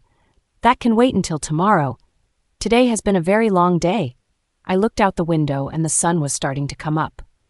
A very long day. She nodded, and I noticed the bags under her eyes. Let's catch some sleep on my brand new bed, and we can try to figure everything out later today. We crawled into the new bed, and I am thankful it was delivered and we made it up with fresh sheets last night before the whole pizza fiasco. Within minutes, we were both out cold. I was running through a forest I didn't recognize. The trees were dark and stunning. A slightly familiar feeling fell over me as I ran around these giant trees. The trees were bigger than any I have seen before. I searched for someone that could tell me where I was, but my feet were getting sucked into the damp mud. Where the f*** am I? You know where you are, silly girl. I turned and faced my dad's grandmother. Grandma? Yes, pup. Yet she wrapped her arm around my middle, and together we stepped over the soggy ground. Every step brought us deeper into the dark forest. Why are we in a forest? This isn't just any forest. This is the place where my family is from. The birth of our line is here, and there is something you need to see, I think. Why? It will help you understand where your power came from and why the goddess of wolves would work with our power. She pulled me deeper. The trees hung with vines and the sweltering heat had sweat dripping down my back. Come, see the birth of our line. We walked for a few minutes and I heard a scream, one of anguish and desolation. No, bring him back. The woman's words were filled with sobs. Bring him back. What is going on? I whispered to my grandmother. It is not for us to interfere, just witness. She pulled me faster, and then we were running over the slippery ground. I stumbled over a root and landed on my hands and knees. My grandmother knelt next to me. Watch. A young man was covered in bites, wolf bites from the looks of it, and the woman with flaming red hair bowed over his still body. The blood was dark and slow, giving the scene a deep sadness. "Bring him back." She called out, and once again there was no answer. "I have worshipped you for my entire life." Her voice was filled with pain. "When the others turned from you, I stayed faithful." She pushed her hands into the blood on the ground. She painted his blood on her face, down her arms. "I call on you, the three-faced goddess, save my son. I call on you, the old gods, to save my line. We have been faithful. We have been dutiful. We have been strong in the face of the new gods." She raised her hands in defiance. "Mother, save my son." The wind whipped around her, and the moon fell onto the circle. The rocks that surrounded this place were staggered like steps. I turned to my grandmother with my mouth open, and she put her finger to her lips. "Maiden, I call on you to save my son. He is still so young, barely even old enough to be called a man." Her voice grew louder. She painted his skin with runes that I had seen in my book. "Mother, I call on you to save my son. He has been dutiful in his worship of you and will carry on our line." She painted his lips with his own blood, and a wolf crept in from the sides. "Crone, I call on you to save my son. He will ensure our line worships you for centuries to come." The woman, with tears coming down her face, called up to the moon, "Three-faced goddess, save my son." The wind whipped, and she continued to bellow out. She raised her arms, and we watched as her son's blood dripped down her arms. "Three-faced goddess, please save my son." "Maiden, I call on thee." "Mother, I call on thee." "Crone, I call on thee." The lightning struck, and two women stepped out of the darkness. One with a face that shifted from young, motherly, and an old crone, and another followed by wolves. "How dare you come here with your demon spawn? Look at what they did to my son. Just look at him." The woman stood over her son and screamed at the goddess, followed by wolves. The three-faced goddess moved to the woman and held open her arms. The woman dove into them and started to sob. "Please save him, mother. I have dedicated my life to you, and I have never asked you for a boon. This is my ask. Save him, please." She pulled back and looked at the goddess, but her face was grim. "I'm sorry, my daughter, I cannot." The three-faced goddess held the woman in her arms as she broke. Her legs failed her, and she crumpled down to her knees. "I will do anything, give anything, just save my son." She wailed as the goddess held her. The goddess with the wolves moved closer to the young man, boy really, and she crouched over him. The wolves all moved closer and closer until they too were crouched over the boy. "Get away from him. Look at what your children did. Though we have never worshipped you, I didn't shun you either. I gave you rights on your day." The woman cried into the dress of her goddess. "Why did they have to take him? He was a good boy. He never hunted you or yours." The second goddess looked up, and the light of the moon caught her face, and I gasped as I knew this goddess. "I know, and they are sorry. Their alpha was hunted, and they assumed wrongly it was your son. They have come to apologize." The woman cried harder. She turned to her goddess, and the shifting face of the three-faced goddess was hard to stare at.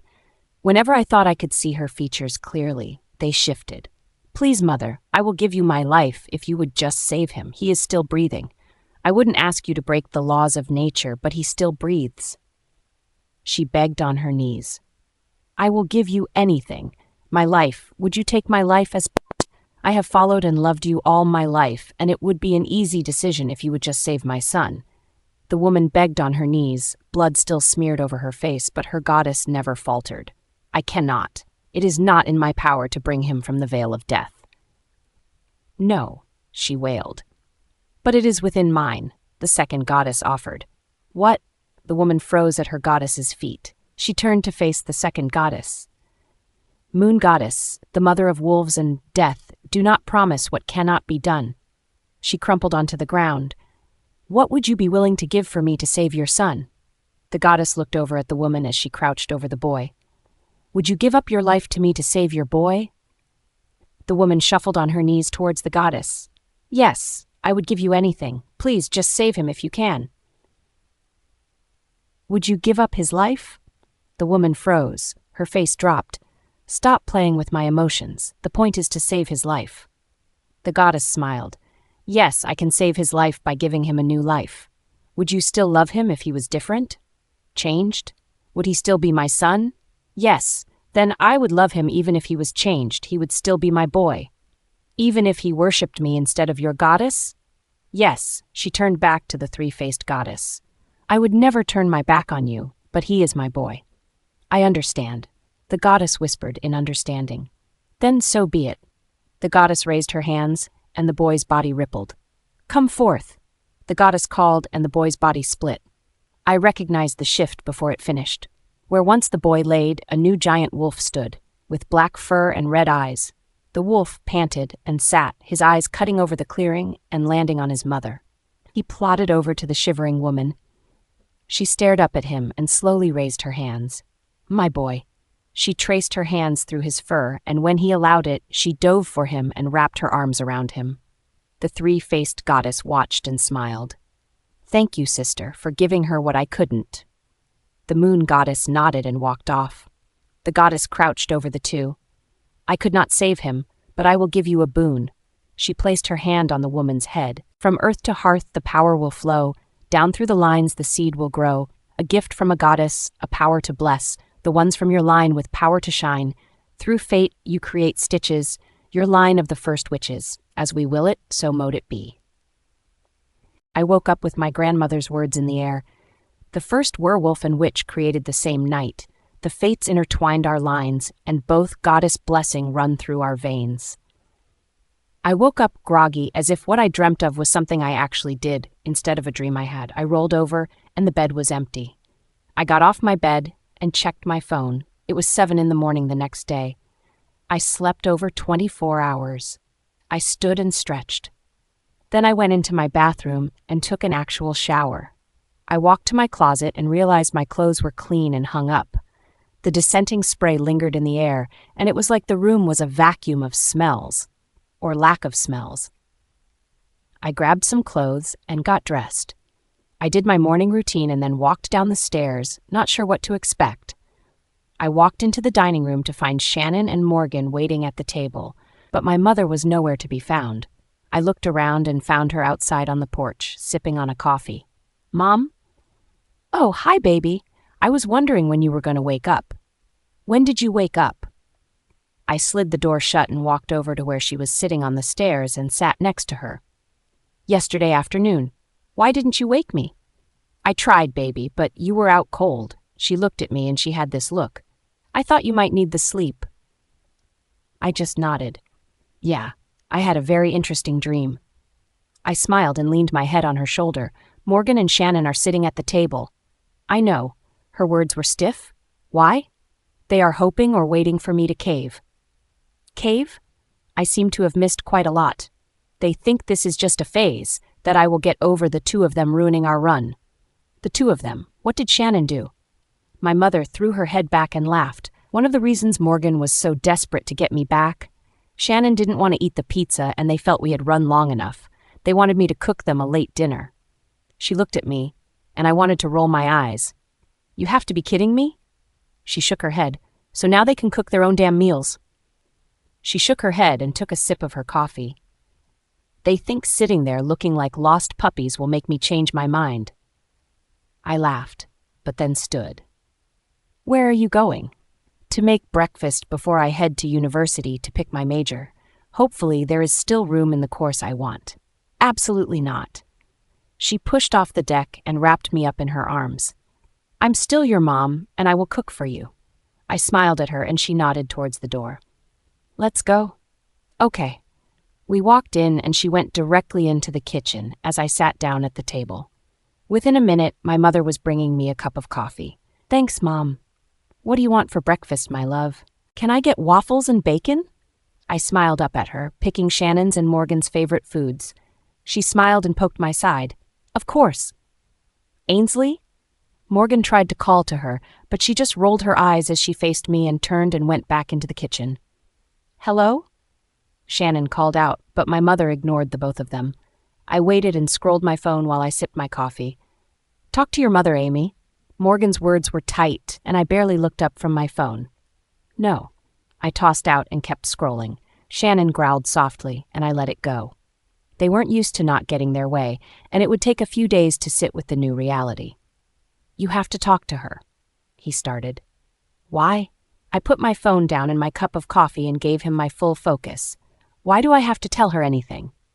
Because. Because why? You are her husband, yet you don't respect her. She is allowed to feel the way she is feeling because she asked for one thing. One thing in your entire marriage. This past 17 years, she has cooked for you. She has taken care of your home, washed your clothes. She has taken care of your very ungrateful daughter, and she did so without a complaint. All she asked was that you treat her with respect and that you keep your word.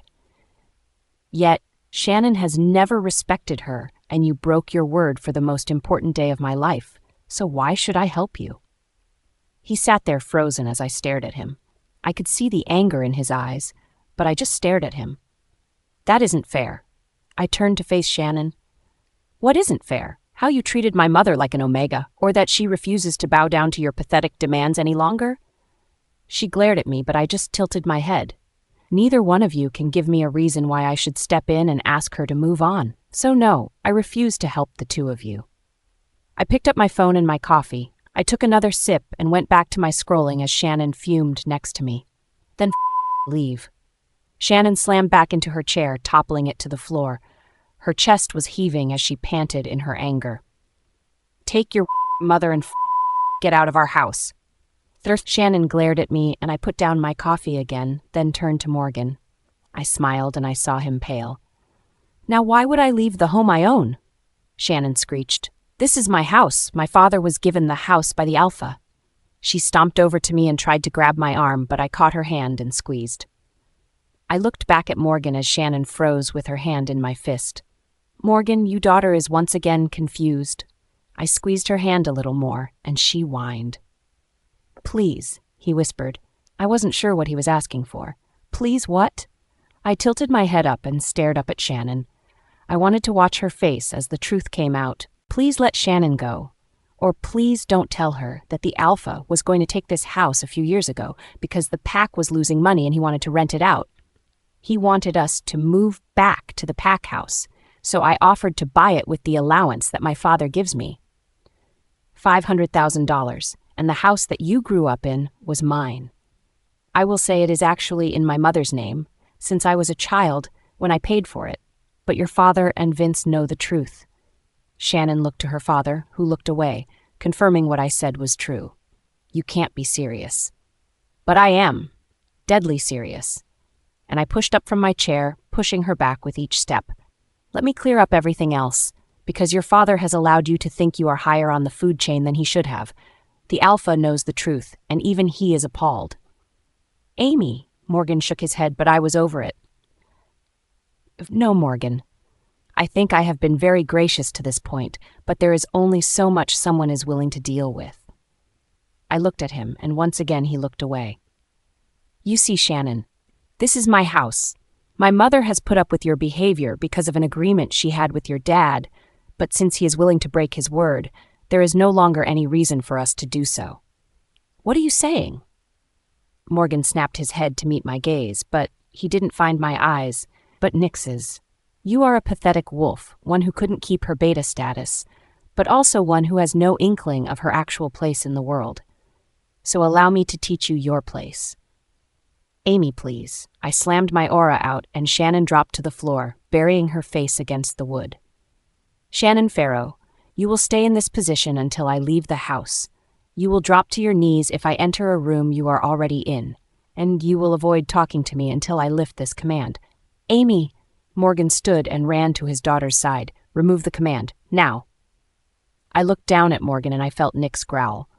Who are you to demand anything from me? I growled out. Morgan stuttered as he looked up at me. You can't treat your sister like this. I laughed and sat back down in my seat. When has she ever treated us like family? She treated my mother like a servant and me as a nuisance. But that stops today. I turned back to my coffee and Morgan stood and called for my mother. She walked in carrying 2 plates of waffles and bacon. She sat one in front of me and Morgan sat in his chair, thinking the second was for him, but she just sat down in her spot and dug into the second plate. Ainsley, you have to. I don't have to do Morgan. You and your daughter are on your own. Go to the pack house to eat. She growled out. Then we both turned back to our plates, I walked through the front door of the university and to the admissions office. I pushed in through the door and waited at the desk. "Hi, can I help you?" The lady behind the desk was a tiny old woman with curly hair. She walked over, surprisingly spry in her old age. "I hope so." I smiled over at her as my mom pushed through the door. "There you are." She smiled over the counter at the woman. "Hi, I hope you can help us. We are here to get my daughter registered for her classes this semester." "Oh my, she is starting a little late. Hopefully, the course she wants is still open." She hustled over to the swinging half door and pushed it open. "Come here, you two. We will get you settled." We followed her back to her desk, and she pointed to the 2 chairs and settled behind her computer. "Now, why the late start?" I sat in the chair, and my mom settled next to me. I was at my father's pack for the summer. She froze mid-type and looked at me. "Alpha Amy McLean?" "Yes, ma'am, that's me." I smiled. Her hands shook a little. "Sorry." She tried to smile, but I lifted a brow. "Why are you sorry? You haven't done anything wrong." I just shook my head, and I watched her shudder a bit. "I'm sorry. Are you okay?" "I'm fine." She tried to smile, but it fell. "Are you afraid of us?" My mom offered a soft smile. "No, not exactly." She exhaled and looked at us. As you can probably assume, alphas are a lot to handle, and choosing courses can get a little hectic. She did her best to put a brave front, but I could tell she was worried. "Well, how about we start like this? Hi, I'm Amy. I am not a typical alpha asshole, and I am hoping that I can get a spot in the computer science department, if at all possible." I offered my best disarming smile. I can attest that Amy will not be a problem unless someone makes it her problem, and then she will handle it. My mom laughed at her own joke, and I just shook my head. "Oh, thank the goddess." She smiled and looked at me. "You are in luck. Computer sciences are one of the lesser chosen majors. Everyone tends to go into business or the health sectors. So I can still get a placement? Yes." Her shoulders sagged. "Yes, you can." She clicked a few times. "I just have to check your admissions. As an alpha, you get first pick of classes, but we like to check grades." She clicked through a few more pages and made approving noises. "Fantastic grades." She clicked a few more times and then froze. "What's wrong?" Nothing." She smiled and then clicked a few more times. I just looked at the teachers, and I was surprised at who was teaching this semester. "Oh, okay, can we also set her up with a dorm and a food card?" I looked at my mom and lifted my brow. "Why do I need a dorm? I think that sometimes you might want to stay here if your classes run later." Which is actually smart since one of your classes starts at 7 at night. "Ugh, really that late?" She coughed. "Your professor for that class has a day job and he has to come in after, so he asked for a late start." "Okay, I can understand that then." I turned to my mom and nodded. "Plus, if Shannon is staying, I'm the house." Which she is, because Morgan wouldn't spring for a dorm room. "So you also need a place to study." My mom turned back to the lady. "Mrs. Sandalwood, Mrs. Sandalwood. Mrs. Sandalwood, is it at all possible for my daughter to get a single dorm room?" "Let me check." She clacked at her keyboard for a few minutes and then she brightened again. "Yes, we have one alpha single dorm vacant." She looked almost giddy. She clicked for a few more minutes and the printer turned on. "Let me get you a few things and then we can charge your food card." She got up from her desk and walked to the printer. After a minute or two, she came back over and pushed the papers in front of us. "Okay, this right here is your schedule." She flipped to the next page. "This is a map of the school to help you find yourself. This one is your dorm room assignment. This is the map of the dorm building. The highlighted areas are your dining halls." She handed me all the papers and went over to a cabinet. She looked back at me with a weird look, and I had a sinking feeling. Usually you would get your key when you were assigned, but since you're late, I'll just give it to you now. She pulled a key on a wristlet and handed it to me. "The dorms are open to move into this weekend and class starts on Monday morning." I looked at my mom and she shook her head. "You waited to the last minute, didn't you, baby?" I just grinned. I informed the university I was spending the summer at another pack out of their territory. "That you did. I saw your note on the file. You were actually the next thing on my to-do list, so you saved me the hassle." "Next on your to-do list?" I laughed. "Why?" The dean wanted me to follow up on all alphas that have registered this year to ensure that each got the classes they wanted. I nodded along, but my mom frowned. What happens if a beta or gamma wolf picked their classes before the alphas and were accepted into the program, only for an alpha to ask for the same spot? Mrs. Sandalwood frowned. Unfortunately, with the newest administration rules, the lower-ranked wolf is bounced from the program. Wait, I reeled back. Please tell me I didn't bump anyone from the program. She shook her head. No. Thankfully, like I said, computer science was a less in-demand program. You were the only alpha to even request that department. The rest were gammas. And one beta, I sighed and nodded. But this was something that didn't sit right with me. If alphas wanted their choice of department, then we should apply sooner, not expect others to be bumped. Good. I didn't want to take anyone's spot. I smiled and looked down at my schedule. I was looking at my classes and the teachers, and I stumbled over a name. The class at 7, the teacher's name was left undetermined. Who is the teacher for the late class again? That is a surprise. Mrs. Sandalwood tried to smile, but I saw a flash of fear. He wants to be low-key, so he isn't on anyone's schedule, and he will show up just for the class. Weird, but okay. I shook my head and stood. Thank you, Mrs. Sandalwood. Before you go, dear, since school starts in a few days, the dean has opened the campus for students. You can find out where you need to go, so you're more prepared for Monday. If you want, you can take a few minutes to find your dorm room and your classes. There are student chaperones outside the dorm building. Just head on over and grab one. Thank you again, Mrs. Sandalwood. No worries, dear. She turned back to her computer, and we turned to leave. Oh, shoot, wait. We turned back and she was typing away at her computer. She waved us over, and we sat back down. She hustled back to the printer and huffed out a breath. I could smell a hint of fear that scented the air, and I looked at my mom. She lifted her finger to her lips, and I just nodded. Now wasn't the time to discuss this reaction. I needed to figure out exactly what Vince was doing, not only in the pack, but apparently here at school, too. I shook my head in disgust. Everything I learned this time around paints a clearer picture. Vince had taught Brandon how to be an alpha, and I think that was the first problem. Vince seemed to be the catalyst for the ruination of my life. He supported Shannon in my last life after I mated with Brandon. He wanted Brandon to have a strong mate, but he didn't care what he did on the side. Up until he stepped down, he would fawn over me as Brandon's mate. Then, when Brandon took over, he placated me, tell me I was the true Luna, so what Brandon did on Nulla didn't matter. But behind my back, he would tell Morgan everything to speed up the downfall of our bond. He even said he smelt another of our child, supporting Shannon's claims that I was cheating. Brandon was too weak to even smell his child, and his father used that to ruin us. But it was still Brandon's fault for believing them, so it will still be his fault when I bring the end to his line. Alpha, Amy? Mrs. Sandalwood was back sitting in front of her computer, and fear scented all the surrounding air. I shook myself and smiled. I'm sorry, I was thinking too hard. I watched as she took a deep breath. I forgot a few things. She started. The fear in the air became thicker. She sat there shivering. This older woman was terrified of our reaction, and it honestly broke my heart. It's okay. My mom tried to calm her.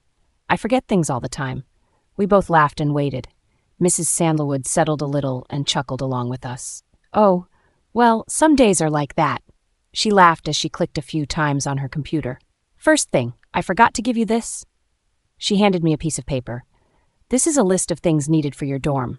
Blankets, sheets, daily life items people take for granted. I nodded along. On the back is a list of things Alpha Vince thinks the alphas should bring to be easily identifiable. I furrowed my brows. What? I flipped it over and read what seemed to be a checklist of superiority.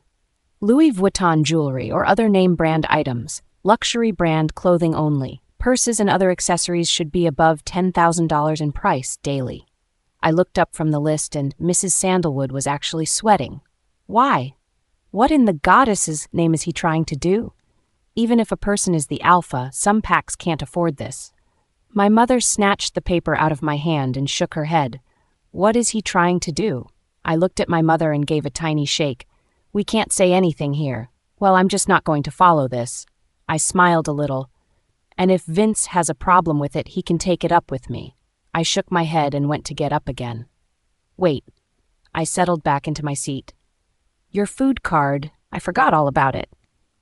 My mom smacked her head. Oh my goddess, so did I. I looked over at her and raised an eyebrow. I know you mentioned it before just now, but what is the deal? Couldn't I just buy food with my debit card? I switched between the two laughing women. What? Baby, the university works within a specific system. The only card you can use to purchase anything here is the food card. We have been using the system for years. It's stopping kids from flashing their money around. Mrs. Sandalwood typed on her computer. We load the card and it comes with a specific daily limit that you can't go over. Why? I was dumbfounded. What on earth was going on?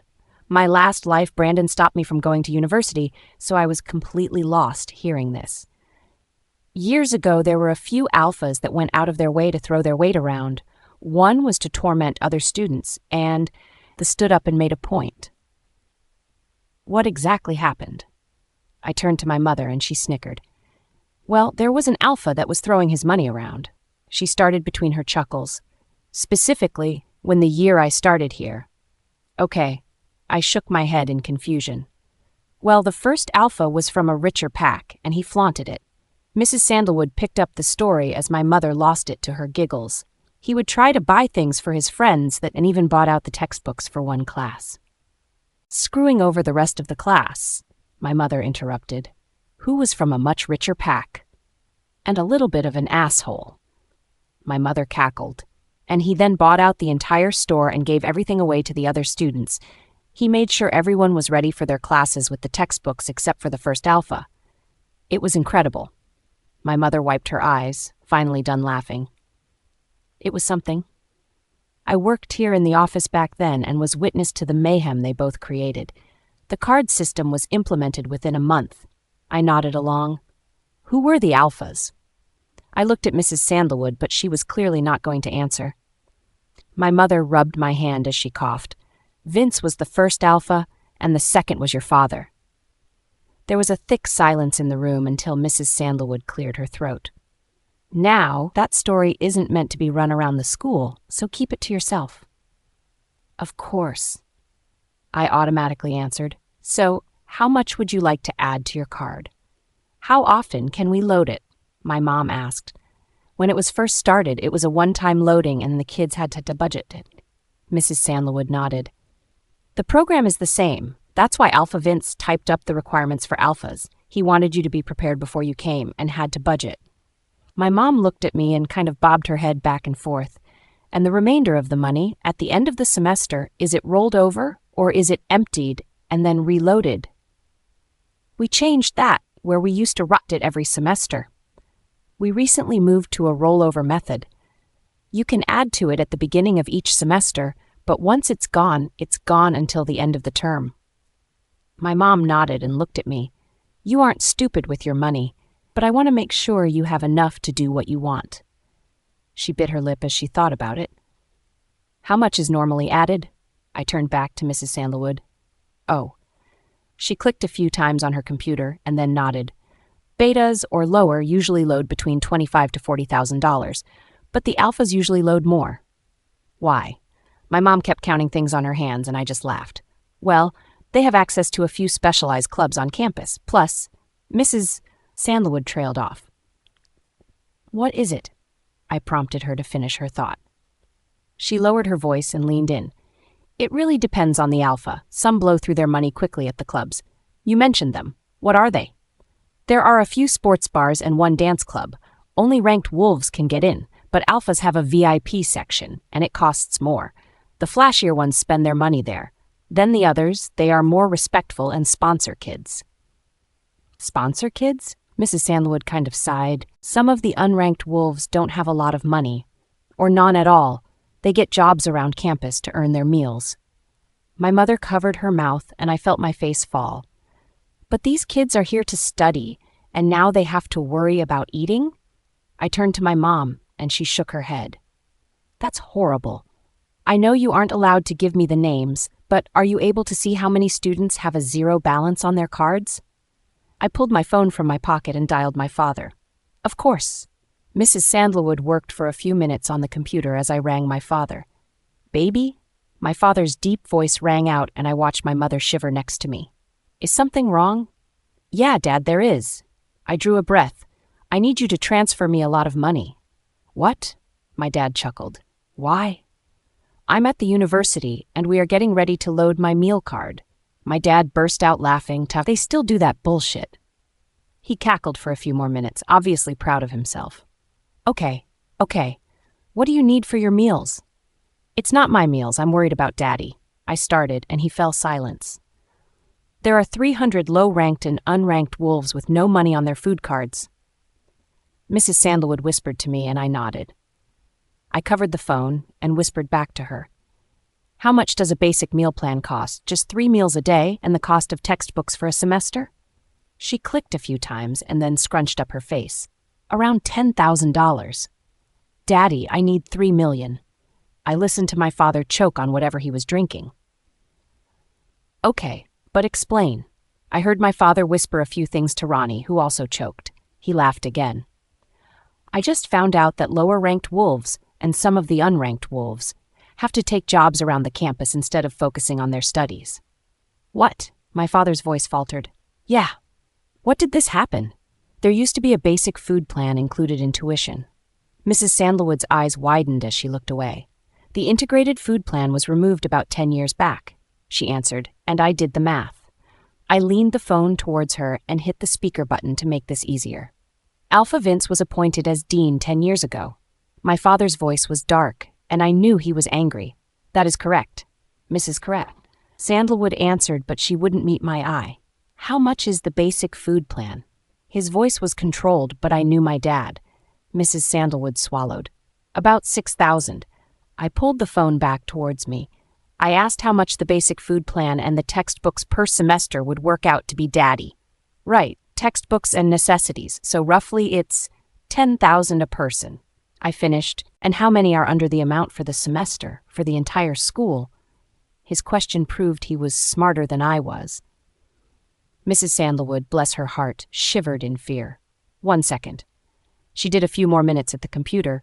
There are 300 with no money, and an additional 200 students that fall below the basic living amount. Mrs. Sandalwood, she finished. Mrs. Sandalwood, you were the secretary when I was there, weren't you? Yes, Alpha, I was. But she blushed, and my mother looked away with a smirk. Okay, Mrs. Sandalwood, how much would be needed to bump everyone up about the basic amount? She clicked a few more things, and then we all heard an audible gulp.